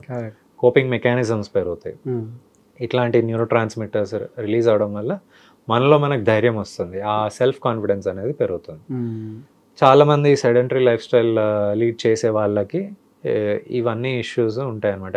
అంటే ఎండార్ఫిన్స్ అనేవి సరిగ్గా రిలీజ్ కావన్నమాట. ఎండార్ఫిన్స్ కానీ సెరోటోనిన్ కానీ వాళ్ళకి ఎక్కువగా రిలీజ్ కావన్నమాట. సో అట్లాంటి వాళ్ళలో కూడా ఈ కాన్ఫిడెన్స్ లెవెల్స్ తగ్గిపోవడము, డిప్రెషన్, యాంగ్జైటీ అనేవి కామన్గా వస్తుంటాయి. సో మంచి ఫుడ్ కూడా చాలా మంచి ఇంపార్టెంట్ రోల్ ప్లే చేస్తుంది. సో రెగ్యులర్గా అంటే డైట్ ఫాలో అయ్యే వాళ్ళు, లైక్ అంటే కంప్లీట్గా డైటింగ్ చేయమని కాదు, ప్రాపర్ న్యూట్రిషియస్ ఫుడ్ అనేది తీసుకోవాలన్నమాట. జంక్ ఫుడ్ ఎక్కువగా తీసుకోవడం వల్ల కూడా ఇందాక నేను చెప్పినట్టు గట్ బ్రెయిన్ ఇంటర్లింక్ కాబట్టి మన గట్ని సరిగా చూసుకోకపోతే, అంటే జంక్ ఫుడ్ ఎక్కువగా తినడం వల్ల అప్పుడు మన బ్రెయిన్ మీద కూడా ఇంపాక్ట్ చేస్తుంది అన్నమాట. సో అప్పుడప్పుడు జంక్ ఫుడ్ తినడం దట్ ఈస్ ఫైన్, బట్ రెగ్యులర్గా తినే వాళ్ళలో కూడా మనకి మెంటల్ హెల్త్ ఇష్యూస్ చాలా ఎక్కువ. సో ఇది ఒకటే కాదు, పాజిటివ్ థింకింగ్ డెవలప్ చేసుకోవాలన్నమాట. సో మనకి అందుకే లైఫ్ స్టైల్ మాడిఫికేషన్స్ ఎప్పుడైనా ఫస్ట్గా మనం అడ్వైస్ చేస్తుంటాం. నేనైనా కానీ మీరైనా కానీ ఫస్ట్ లైఫ్ స్టైల్ మాడిఫికేషన్స్ మనం అడ్వైస్ చేస్తుంటాం పేషెంట్స్కి. సార్ ఇంకొకటి, ఇప్పుడు లైక్ ఫర్ ఎగ్జాంపుల్ ఒక డెత్ చూసుంటారు, ఒక అతను, ఒక ఆవిడ క్లోజ్గా, అండ్ అది వాళ్ళకి మైండ్లో ఫిక్స్ అయిపోతుంది అనమాట. లైక్ ఆ ట్రామా అనేది కంటిన్యూగా, ఆ డిసీజ్ కానీ ఏదో సంథింగ్కి వాళ్ళు రిలేట్ అయి ఉంటారు. ఇంకా నాకు సమ్ డిసీజ్ ఉంది, సమ్ ప్రాబ్లం ఉంది నాకు అని కంటిన్యూస్గా బ్లడ్ టెస్ట్ కానీ లేదా డాక్టర్స్ని అప్రోచ్ అవ్వడం కానీ, డాక్టర్స్ షాపింగ్ చేయడం కానీ ఇలా చేస్తుంటారు. ఇలా మీ దగ్గరకు వస్తుంటారా? Why do they do that? So ఇట్లాంటి కేసెస్ నాకు రెగ్యులర్గా వస్తుంటాయి, ఎస్పెషల్లీ కోవిడ్ తర్వాత. అండ్ కోవిడ్ టైంలో కూడా చాలా చూసాను ఈ కేసెస్. ఓకే, వాళ్ళకి ఆల్రెడీ అంటే ఒకసారి కోవిడ్ వచ్చినాక యూజువల్గా వాళ్ళ న్యూరోకెమికల్ ఇంబ్యాలెన్స్ అయిపోయి చాలా మందికి the virus it self has caused many anxiety disorders, phobias కానివ్వండి, లేకపోతే జనరలైజ్డ్ యాంగ్జైటీ డిజార్డర్ కానీ, సోషల్ యాంగ్జైటీ కానీ, ఇట్లాంటివి చాలా విపరీతంగా పెరిగిపోయినాయి కోవిడ్ తర్వాత. సో ఇట్లాంటి వాళ్ళకి ఏంటంటే మనము అంటే చిన్న చిన్న వాటికి కూడా ఎక్కువగా భయపడుతుంటాం. వాళ్ళకి ఏదో ఫిజికల్ హెల్త్ ప్రాబ్లం ఉంది అని వాళ్ళు చాలా అంటే డాక్టర్ షాపింగ్ చేస్తారు. ఒక డాక్టర్ అంటే సపోజ్ ఒక ఫిజిషియన్ నుంచి ఇంకో ఫిజిషియన్కి కన్సల్ట్ అవుతుంటారు, రిపీటెడ్గా హార్ట్ చెకప్స్ చేస్తుంటారు. చిన్నగా ఒకసారి హార్ట్ రేట్ పెరగగానే వాళ్ళు కార్డియాలజిస్ట్ దగ్గరికి వెళ్ళిపోయి, లేకపోతే ఒక్కొక్కసారి వాళ్ళు ఏ డాక్టర్ని కూడా కలవకుండా వాళ్ళకి వాళ్ళే టెస్టులు చేయించుకుంటారు. చాలా మంది నా దగ్గరికి ఇంత పెద్ద బండిల్ తీసుకొని వస్తుంటారు. సో అట్లా ఒక 3-4 బండిల్స్ ఉంటాయి. సో అంత సివియర్గా ఉంటుంది అనమాట వాళ్ళకి. దీన్ని మనము ఇల్నెస్ యాంగ్జైటీ డిజార్డర్ అంటాం. వాళ్ళకి ఏదో ఒక పెద్ద జబ్బు ఉంది, హార్ట్లో ప్రాబ్లం ఉంది, నాకు హార్ట్ అటాక్ వచ్చేస్తుందేమో, నేను ఇప్పుడు టెస్ట్ చేయించకపోతే నాకు తెలియదేమో, నేను చనిపోతానేమో అని చాలామంది ఇట్లా రిపీటెడ్గా చేస్తుంటారు. ఎవ్రీ వీక్, ఎవ్రీ మంత్ ఇట్లా డిఫరెంట్ టెస్ట్ చేస్తుంటారు. ఏదైనా టెస్ట్ మిస్ అయ్యానా, ఇంకేమైనా టెస్ట్లు ఉన్నాయా, గూగుల్లో రీసెర్చ్ చేసి మరి చేసుకుంటారు. ఎస్. సో ఇప్పుడు చాలా మంది ChatGPT కూడా చూసి వస్తున్నారు చాలా మంది. నాకు ఇది ChatGPT చెప్పింది, మరి మీరు నాకెందుకు చెప్పలేదని డాక్టర్స్ రివర్స్ లో చాలా మంది అంటున్నారు. So ChatGPT is not a replacement for a doctor. అది ఉన్నది లేనిది చాలా వరకు చూపిస్తుంది అన్నమాట ChatGPT. సో అంటే పేషెంట్స్ అది కూడా అర్థం చేసుకోవాలి. Technology is not a replacement for a doctor. Idiot syndrome yes చెప్పరా దాని గురించి? సో వాళ్ళు ఏంటంటే ఎక్కువగా ఈ రిపీటెడ్గా చూడడం వల్ల మన గూగులైటిస్ అని కూడా కొత్త term inflammation of Google. So ఇట్లా ఎక్కువగా ఇంటర్నెట్ నాలెడ్జ్ ఎక్కువగా ఉండి అంటే గూగుల్లో ఏదో చూసాము అని చాలా మంది మనకే వచ్చి చెప్తుంటారు. అవునవును, మనం ఎంత చెప్పినా కూడా వినరు వాళ్ళు. సో అట్లాంటప్పుడు వాళ్ళకి ఏంటంటే ఈ ఇల్నెస్ యాంగ్జైటీ డిజార్డర్ ఉన్న వాళ్ళకి మనము యాంగ్జైటీ మెడికేషన్స్ పెట్టినట్లయితే 60 to 70% వాళ్ళకి యాంగ్జైటీ తగ్గుతుంది. యాంగ్జైటీ తగ్గినాక వాళ్ళు ఈ గూగులింగ్ చేయడము లేకపోతే ChatGPTలో సెర్చ్ చేయడము చాలా మంది తగ్గిస్తారు. అంటే థెరపీస్ కూడా చేయాలన్నమాట వాళ్ళకి. సో వాళ్ళు రీచ్ అవ్వాల్సింది mainly psychologist or psychiatrist other than physician, cardiologist, gastrologist. చాలా మంది కార్డియాలజిస్ట్, ఫిజిషియన్స్ రెఫర్ చేస్తారు, సైకియాట్రిస్ట్ వెళ్ళి కలవండి, మీకు ఏమీ మెడికల్ ప్రాబ్లం లేదు, మీకు కావాల్సిన సైకియాట్రిక్ హెల్ప్ కూడా యాక్సెప్ట్ చేయరు చాలా. సో అది విపరీతంగా పెరిగినా కూడా వాళ్ళు చాలా మంది అంటే ఒక 100 పేషెంట్స్లో చూసుకున్నట్లయితే 1 or 2 మాత్రమే సైకియాట్రిస్ట్ దగ్గరికి వస్తారు. అంత తీవ్రంగా ఉందన్నమాట ఈ ఇల్నెస్ యాంగ్జైటీ డిజార్డర్ అనేది. So this awareness is very important actually. Geriatric old age patients koste psychosis of old age patient lo why what exactly happens because of loneliness or age related? So మెయిన్గా geriatric పాపులేషన్లో చూస్తే మనకి dementia is the most commonest causative factor for సైకోసిస్. Okay, యూజువల్గా dementia అంటే different types ఉన్నాయి. Alzheimer's dementia అని, Parkinson's dementia అని, లివై బాడీ డిమెన్షియా అని, వాస్కులర్ డిమెన్షియా అని, ఇవన్నీ బ్రెయిన్ రిలేటెడ్ ప్రాబ్లమ్స్. బ్రెయిన్లో స్ట్రక్చరల్ చేంజెస్ అవుతాయి. సో మనము డిఫరెంట్ బేసల్ గ్యాంగ్లియా తీసుకున్నా లేకపోతే ఫ్రాంటల్ లోబ్ తీసుకున్నా ఈ డిమెంటిక్ చేంజెస్ అనేవి కనిపిస్తుంటాయి, అట్రఫిక్ చేంజెస్ అంటారు.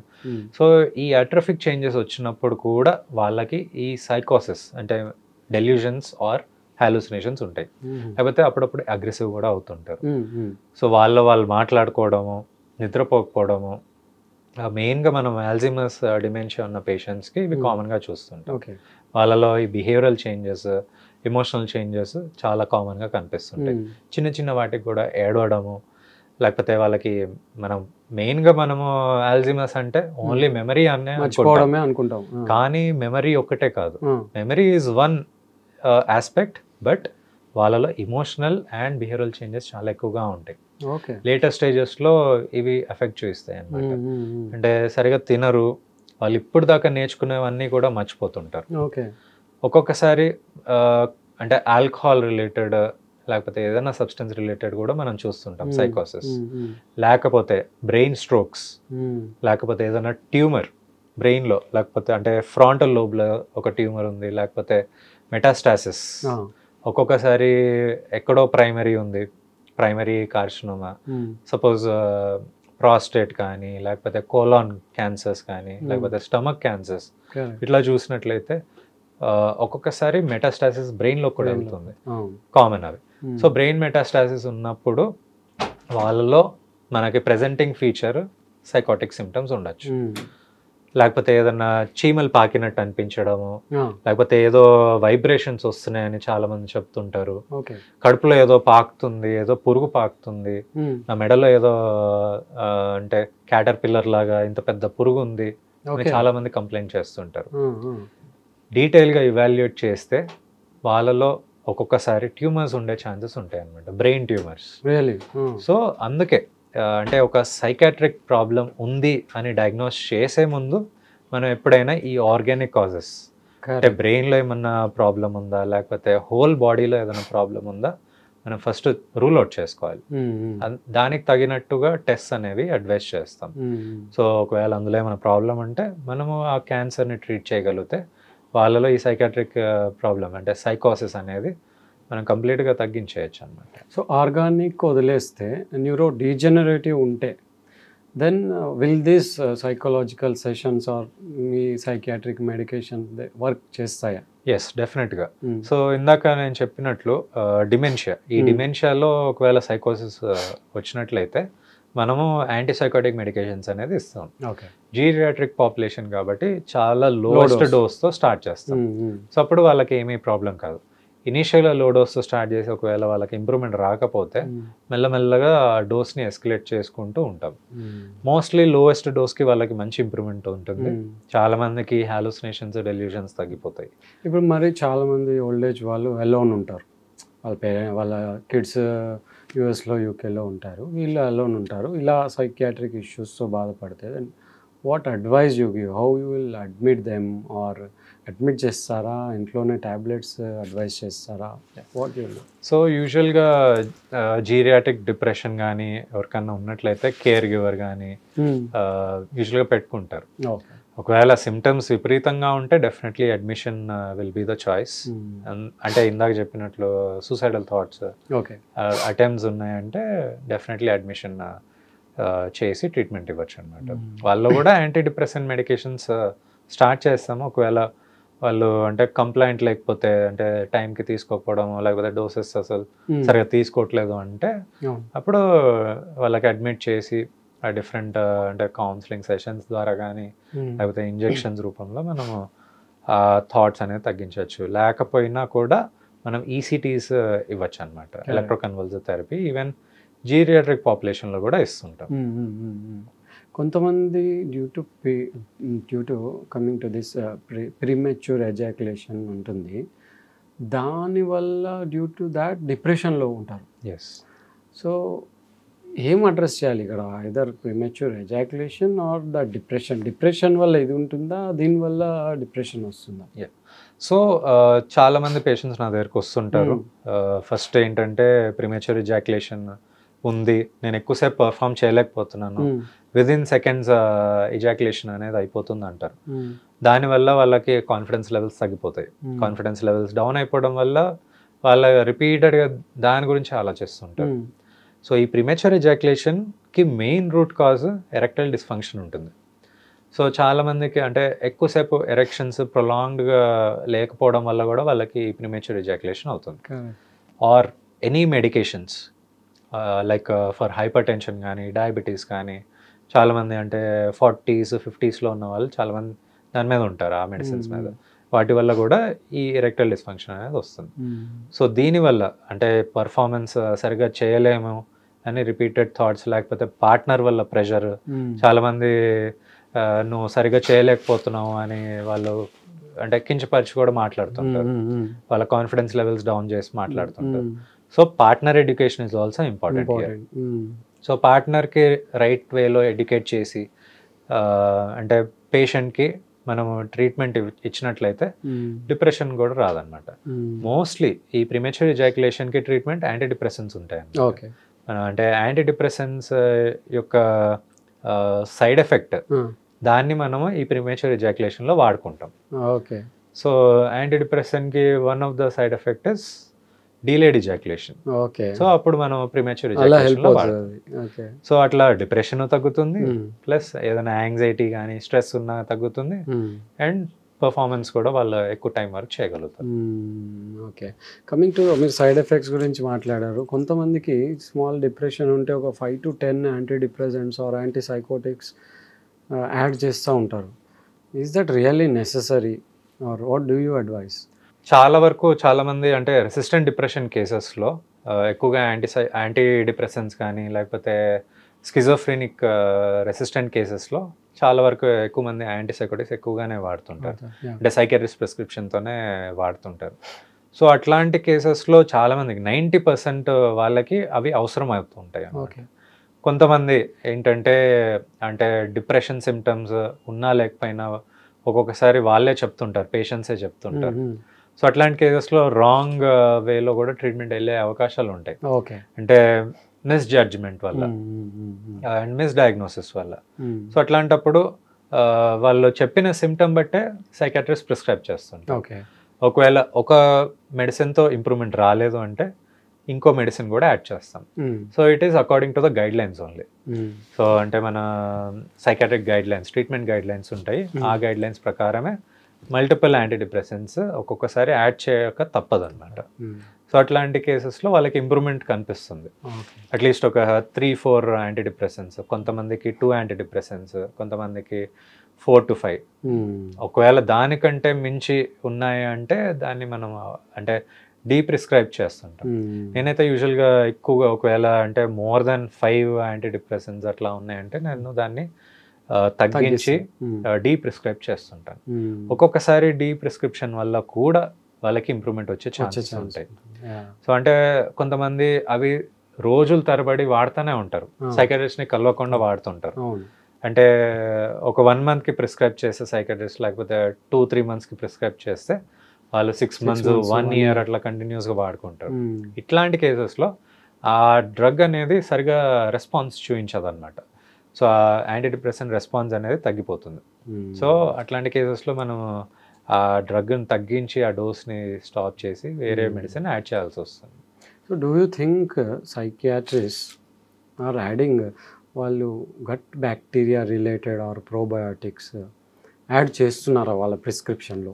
ఎస్, అంటే రీసెంట్ రీసెర్చ్ మనం ఎగ్జామిన్ చేసుకుంటే, అంటే స్టడీస్, ఆర్టికల్స్ ఇవి చూస్తే definitely there is evidence. So gut to brain access ఉంది కాబట్టి, గట్ హెల్త్ చాలా ఇంపార్టెంట్ కాబట్టి, బికాస్ గట్ హెల్త్ సరిగా లేకపోతే మెంటల్ హెల్త్ ఇష్యూస్ వస్తాయి. సో మనం దానికి ప్రీబయోటిక్స్ అండ్ ప్రోబయోటిక్స్ కూడా ప్రిస్క్రైబ్ చేస్తుంటారు సైకాట్రిస్ట్. ఎస్, ఒక్కొక్కసారి అది స్లీప్ని కూడా ఇంప్రూవ్ చేస్తుంటాయి. అంటే లో డోస్ ఆఫ్ మెలటోనిన్ కూడా యాడ్ చేసి ఇస్తుంటారు యూజువల్గా ఏదైనా గట్ ఇష్యూస్ ఉన్నా, అంటే ఐబిఎస్లో కానీ. సో ఆ లో డోస్ మెలటోనిన్ కానీ వాళ్ళకి ఆ స్లీప్ సైకిల్ని మంచిగా నార్మలైజ్ చేస్తుంది అనమాట. సో అట్లాంటి కేసెస్లో కూడా వాళ్ళకి యాంగ్జైటీ రాదు, డిప్రెషన్ రాదు అనమాట. Correct, correct. So do you think awareness of mental health is ఇంపార్టెంటా కాదా? అంటే రీసెంట్ టైమ్స్లో పెరుగుతున్న mental health issues, how to create awareness? What are the roots? Like podcast, anything, ఇంకా ఏమన్నా మీరు స్పెసిఫిక్గా ఏమన్నా యాడ్ చేయాలా? యా, సో మనం ఈ జనరేషన్లో చూస్తే ఎక్కువగా చాలామంది సోషల్ మీడియాకి అటాచ్ అవుతున్నారు.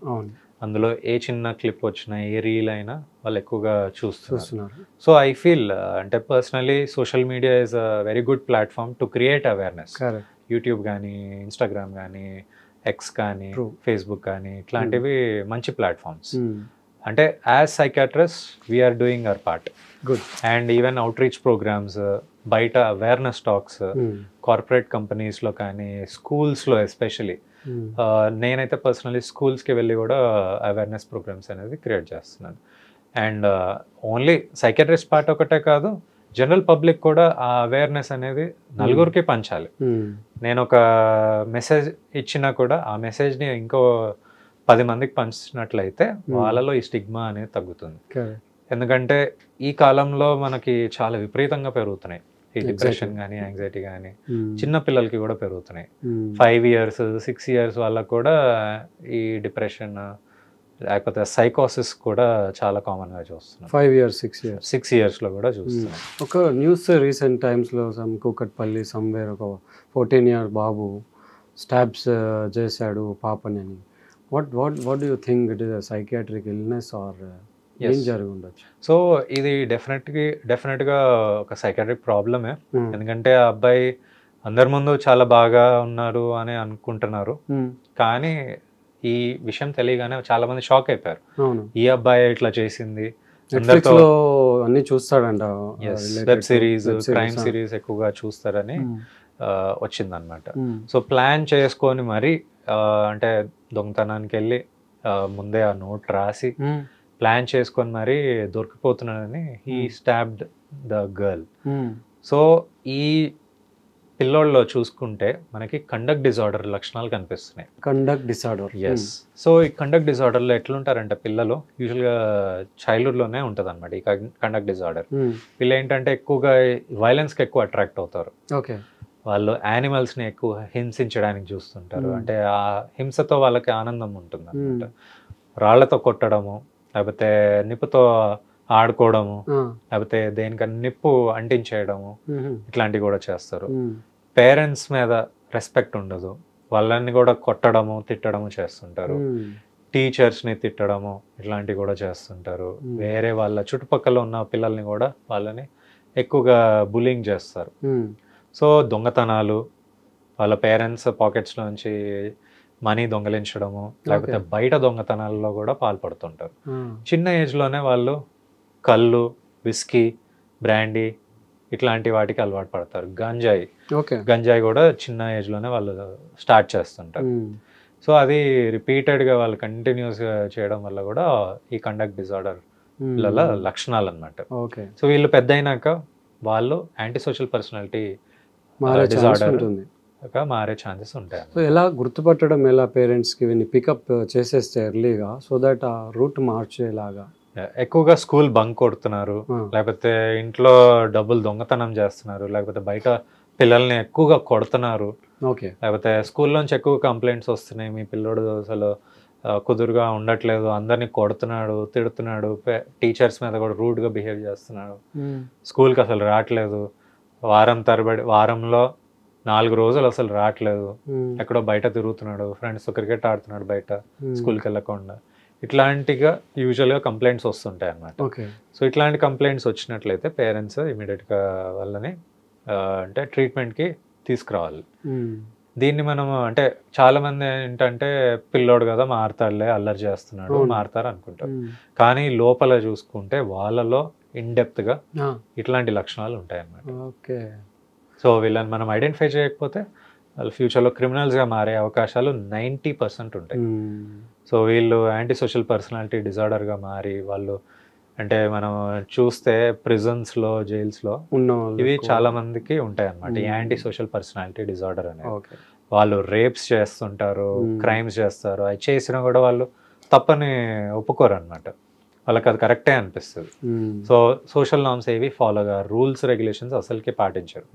సో ఇట్లాంటి వాళ్ళు ఎక్కువగా దొంగతనాలు, క్రైమ్స్ అనేవి కామన్గా చేస్తుంటారు. కమింగ్ టు 2 మూవీస్ తీసుకుంటే అర్జున్ రెడ్డి, యానిమల్. అర్జున్ రెడ్డిలో హీరో క్యారెక్టర్ వస్తే anger related, here it is different. ఈ 2 క్యారెక్టర్స్ మెయిన్లీ సమ్ డిసార్డర్లోకి వస్తాయా, నార్మలా, what exactly they are? So అంటే మనం ఎగ్జాక్ట్గా ఇదే ఉందని మనం చెప్పలేం, because it's a movie. But psychiatric పర్స్పెక్టివ్లో చూసుకుంటే ADHDలో కూడా ఈ లక్షణాలు ఉండే ఛాన్సెస్ ఉంటాయి. Which type? Attention deficit hyperactivity disorder. ఏది లక్షణం, Animal or both? Okay. So వీళ్ళలో ఏంటంటే ఎక్కువగా హైపర్ యాక్టివ్ ఉంటారు, ఒక చోట కుదురుగా కూర్చోరు, అన్ని పనులు చేస్తూ ఉంటారు. అంటే ఎక్కువగా రిస్క్ టేకింగ్ బిహేవియర్ ఎక్కువగా ఉంటుంది వాళ్ళలో. వాళ్ళు వైలెన్స్ ఎక్కువగా అట్రాక్ట్ అవుతారు. అంటే వాళ్ళలో కూడా ఈ యాంటీ సోషల్ పర్సనాలిటీ అనేది కామన్గా ఉంటుంది. ఒకవేళ అంటే వైలెన్స్ ఎక్కువగా చూపిస్తారు, వాళ్ళు రూల్స్ ఫాలో కారు. సో అర్జున్ రెడ్డిలో చూస్తే అంటే ఆల్కహాల్ తీసుకొని అంటే సర్జరీస్ చేయడము, లేకపోతే కాలేజ్ టైంలో ఎక్కువగా అందరితో గొడవ పడ్డము, ఇవన్నీ కొంచెం టచ్ చేశారు అనమాట anti social personality. And ADHD కూడా ఉంది, ఎక్కువగా రెస్ట్లెస్ ఉండడము, అందరితో గొడవ పడ్డం, ఇవన్నీ కూడా ఉంటాయి అనమాట. సో ఈ రెండింటిని మనం ADHD కింద తీసుకోవచ్చు, అడల్ట్ ADHD. యానిమల్ చూసుకుంటే యాంటీ సోషల్ పర్సనాలిటీ డిజార్డర్ ఎక్కువగా ఉంది. సో ఎక్కువగా అంటే క్రిమినల్ బ్యాక్గ్రౌండ్ అదంతా, అంటే criminal mafia. Antisocial personality and adult ADHDని people are treating like normal, quite common normal things, right? Yes. అంటే ADHD అనేది ఒక తప్పని కాదు, ఇట్ ఈస్ డయాగ్నోసిస్ మాత్రమే. సో వాళ్ళు ఏంటంటే ఒక్కొక్కసారి వాళ్ళు హెల్ప్ తీసుకుంటారు, కొంతమందికి తెలియదు, వాళ్ళకి ఆ రూట్ కాజ్ అది అయ్యి ఉండొచ్చు. ADHD వల్ల వాళ్ళు ఎక్కువగా హైపర్ యాక్టివ్ అయ్యి వాళ్ళు అంటే వేరే వాళ్ళని అంటే ఎక్కువగా యాంగర్ చూపించడము ఇట్లాంటివి చేస్తారు. సో అది మైల్డ్ ADHD అనుకోవచ్చు. కంపల్సరీ ADHD ఉన్న వాళ్ళకి యాంటీ సోషల్ పర్సనాలిటీ అని మనం అనుకోకూడదు అన్నమాట. So ADHD is just a diagnosis. Antisocial personality disorder is also a diagnosis. So వాళ్ళలో లక్షణాల బట్టి మనము ఇలా ఉన్నాయి, సొసైటీలో ఇలా ఉంటున్నారు అని మనం అనుకోవడం మాత్రమే. మీరు as a psychiatrist, senior psychiatrist, upcoming MBBS students or NEET రాసిన వాళ్ళకి do you suggest psychiatry or what do you suggest as a specialized doctor? So చాలామంది అంటే ఎంబీబీఎస్ కంప్లీట్ చేసి చాలామంది వస్తుంటారు నా దగ్గరికి అబ్జర్వేషన్ కోసము, ఎలా ఉంటుంది, ఓపీ ఎలా ఉంటుంది, కేసెస్ ఎలా ఉంటాయని చాలామంది అబ్జర్వ్ చేస్తుంటారు. వీళ్ళు చాలామంది ఇంట్రెస్ట్ చూపిస్తారు అనమాట. ఒకవేళ సైకియాట్రీ మీద ఇంట్రెస్ట్ ఉంటే డెఫినెట్గా తీసుకోవచ్చు అనమాట. If they are passionate about treating mental illnesses or they are very much desirable about removing this kind of stigma and creating awareness, చాలా ఇంట్రెస్ట్ ఉంటేనే తీసుకోవాలి. ఒకవేళ ఇంట్రెస్ట్ లేదు అంటే డెఫినెట్గా వాళ్ళకి చాలా ప్రాబ్లం అవుతుంది ఫ్యూచర్లో. ఎక్కువగా వాళ్ళకు వాళ్ళే ఈ డిప్రెషన్కి లోన్ అవడం, యాంగ్జైటీకి లోన్ అవడం జరుగుతుంది అన్నమాట. సో ప్యాషన్ ఉంటేనే తీసుకోవాలి. చాలామంది సర్లే ఏదో ఒక బ్రాంచ్లే అని తీసుకుంటారు. ఎస్, ప్యాషన్ అనేది చాలా ముఖ్యం. ఇన్ఫ్యాక్ట్ ఏ డిపార్ట్మెంట్ తీసుకున్నా కూడా ప్యాషన్ అనేది ఉండాలి. సర్జికల్ ఫీల్డ్ అంటే సర్జన్గా definitely they save lives. What about scope of psychiatry? Definitely scope is there. అంటే 5 years డౌన్ ద లైన్ ఈ ఇల్నెసెస్, డిప్రెషన్ కానీ యాంగ్జైటీ కానీ చాలా విపరీతంగా పెరుగుతాయి. ఈ అడిక్షన్స్ ఈ మధ్య చాలా చూస్తున్నాం, కొత్త కొత్త అడిక్షన్స్ కూడా చూస్తున్నాం. ఎగ్జాక్ట్లీ, గ్యాంబ్లింగ్, వీటికి అన్ని ట్రీట్మెంట్స్ కూడా వస్తున్నాయి. Even food addiction. Yes, food addiction, pornographic addiction, masturbation addiction, ఇట్లాంటివి చాలా చూస్తున్నాం ఈ మధ్య. సో ఇన్ని అడిక్షన్ డిజార్డర్స్, సో ఇంకా ఫ్యూచర్లో ఇంకా కొత్త కూడా వస్తాయి అన్నమాట. సో ఇట్లాంటివి ఉన్నప్పుడు definitely psychiatry has a good scope even in the future. 10 years down the line చాలా మందికి ఈ మధ్య చాలా మంది అప్రోచ్ అవుతున్నారు చిన్న చిన్న ఇష్యూస్కి. ఏదన్నా అంటే లైఫ్లో డెసిషన్స్ తీసుకోవాలన్న కన్ఫ్యూజన్ ఉన్నా కూడా వాళ్ళు సైకియాట్రిస్ట్ని కానీ సైకాలజిస్ట్ని కానీ అప్రోచ్ అవుతున్నారు, which is a good thing. So ఫ్యూచర్లో ఇంకా ఎక్కువగా పెరిగే ఛాన్స్ ఉంటుంది. అంటే మనం క్రియేట్ చేసే అవేర్నెస్ వాళ్ళని మోటివేట్ చేసి ఇన్స్పైర్ చేస్తే చాలా బాగుంటుంది. Correct. So thank you so much sir. Nice in depth insightful talk వచ్చింది. అవేర్నెస్ సెషన్ అనుకోండి, అంటే everything we have discussed. So దీంట్లో నుంచి డెఫినెట్లీ వాళ్ళకి ఏదో ఒక రకంగా చిన్న సొల్యూషన్ అన్న దొరికిండొచ్చు. But mainly coming to the points ఏంటి అంటే addictions or anxiety issues, mainly lifestyle changes. ఈ చిన్న చిన్న చేంజెస్ చేసుకుంటూ అడిక్షన్స్కి దూరంగా ఉంటూ స్లీప్ మెయిన్గా ప్యాటర్నైజ్ చేసుకొని డైట్ ప్రాపర్గా మెయింటైన్ చేసుకుంటూ, and if any problems related to చిన్న చిన్న సైకలాజికల్ ఇష్యూ ఉంది అనగానే ఇమీడియట్గా ఐదర్ సైకాలజిస్ట్ ఆర్ సైకియాట్రిస్ట్ని అప్రోచ్ అవ్వడం అనేది చాలా డిఫరెన్స్ చేస్తుంది అనేది మాత్రం sure. So thank you so much for visiting sir. Thank you. So ఇది ఈరోజు డాక్టర్ అనూప్తో health talks with doctor Raghu. Next వీడియోలో ఇంకా ఇన్ డెప్త్గా వేరే టాపిక్ గురించి డిస్కస్ చేద్దాం. Thank you so much. Bye.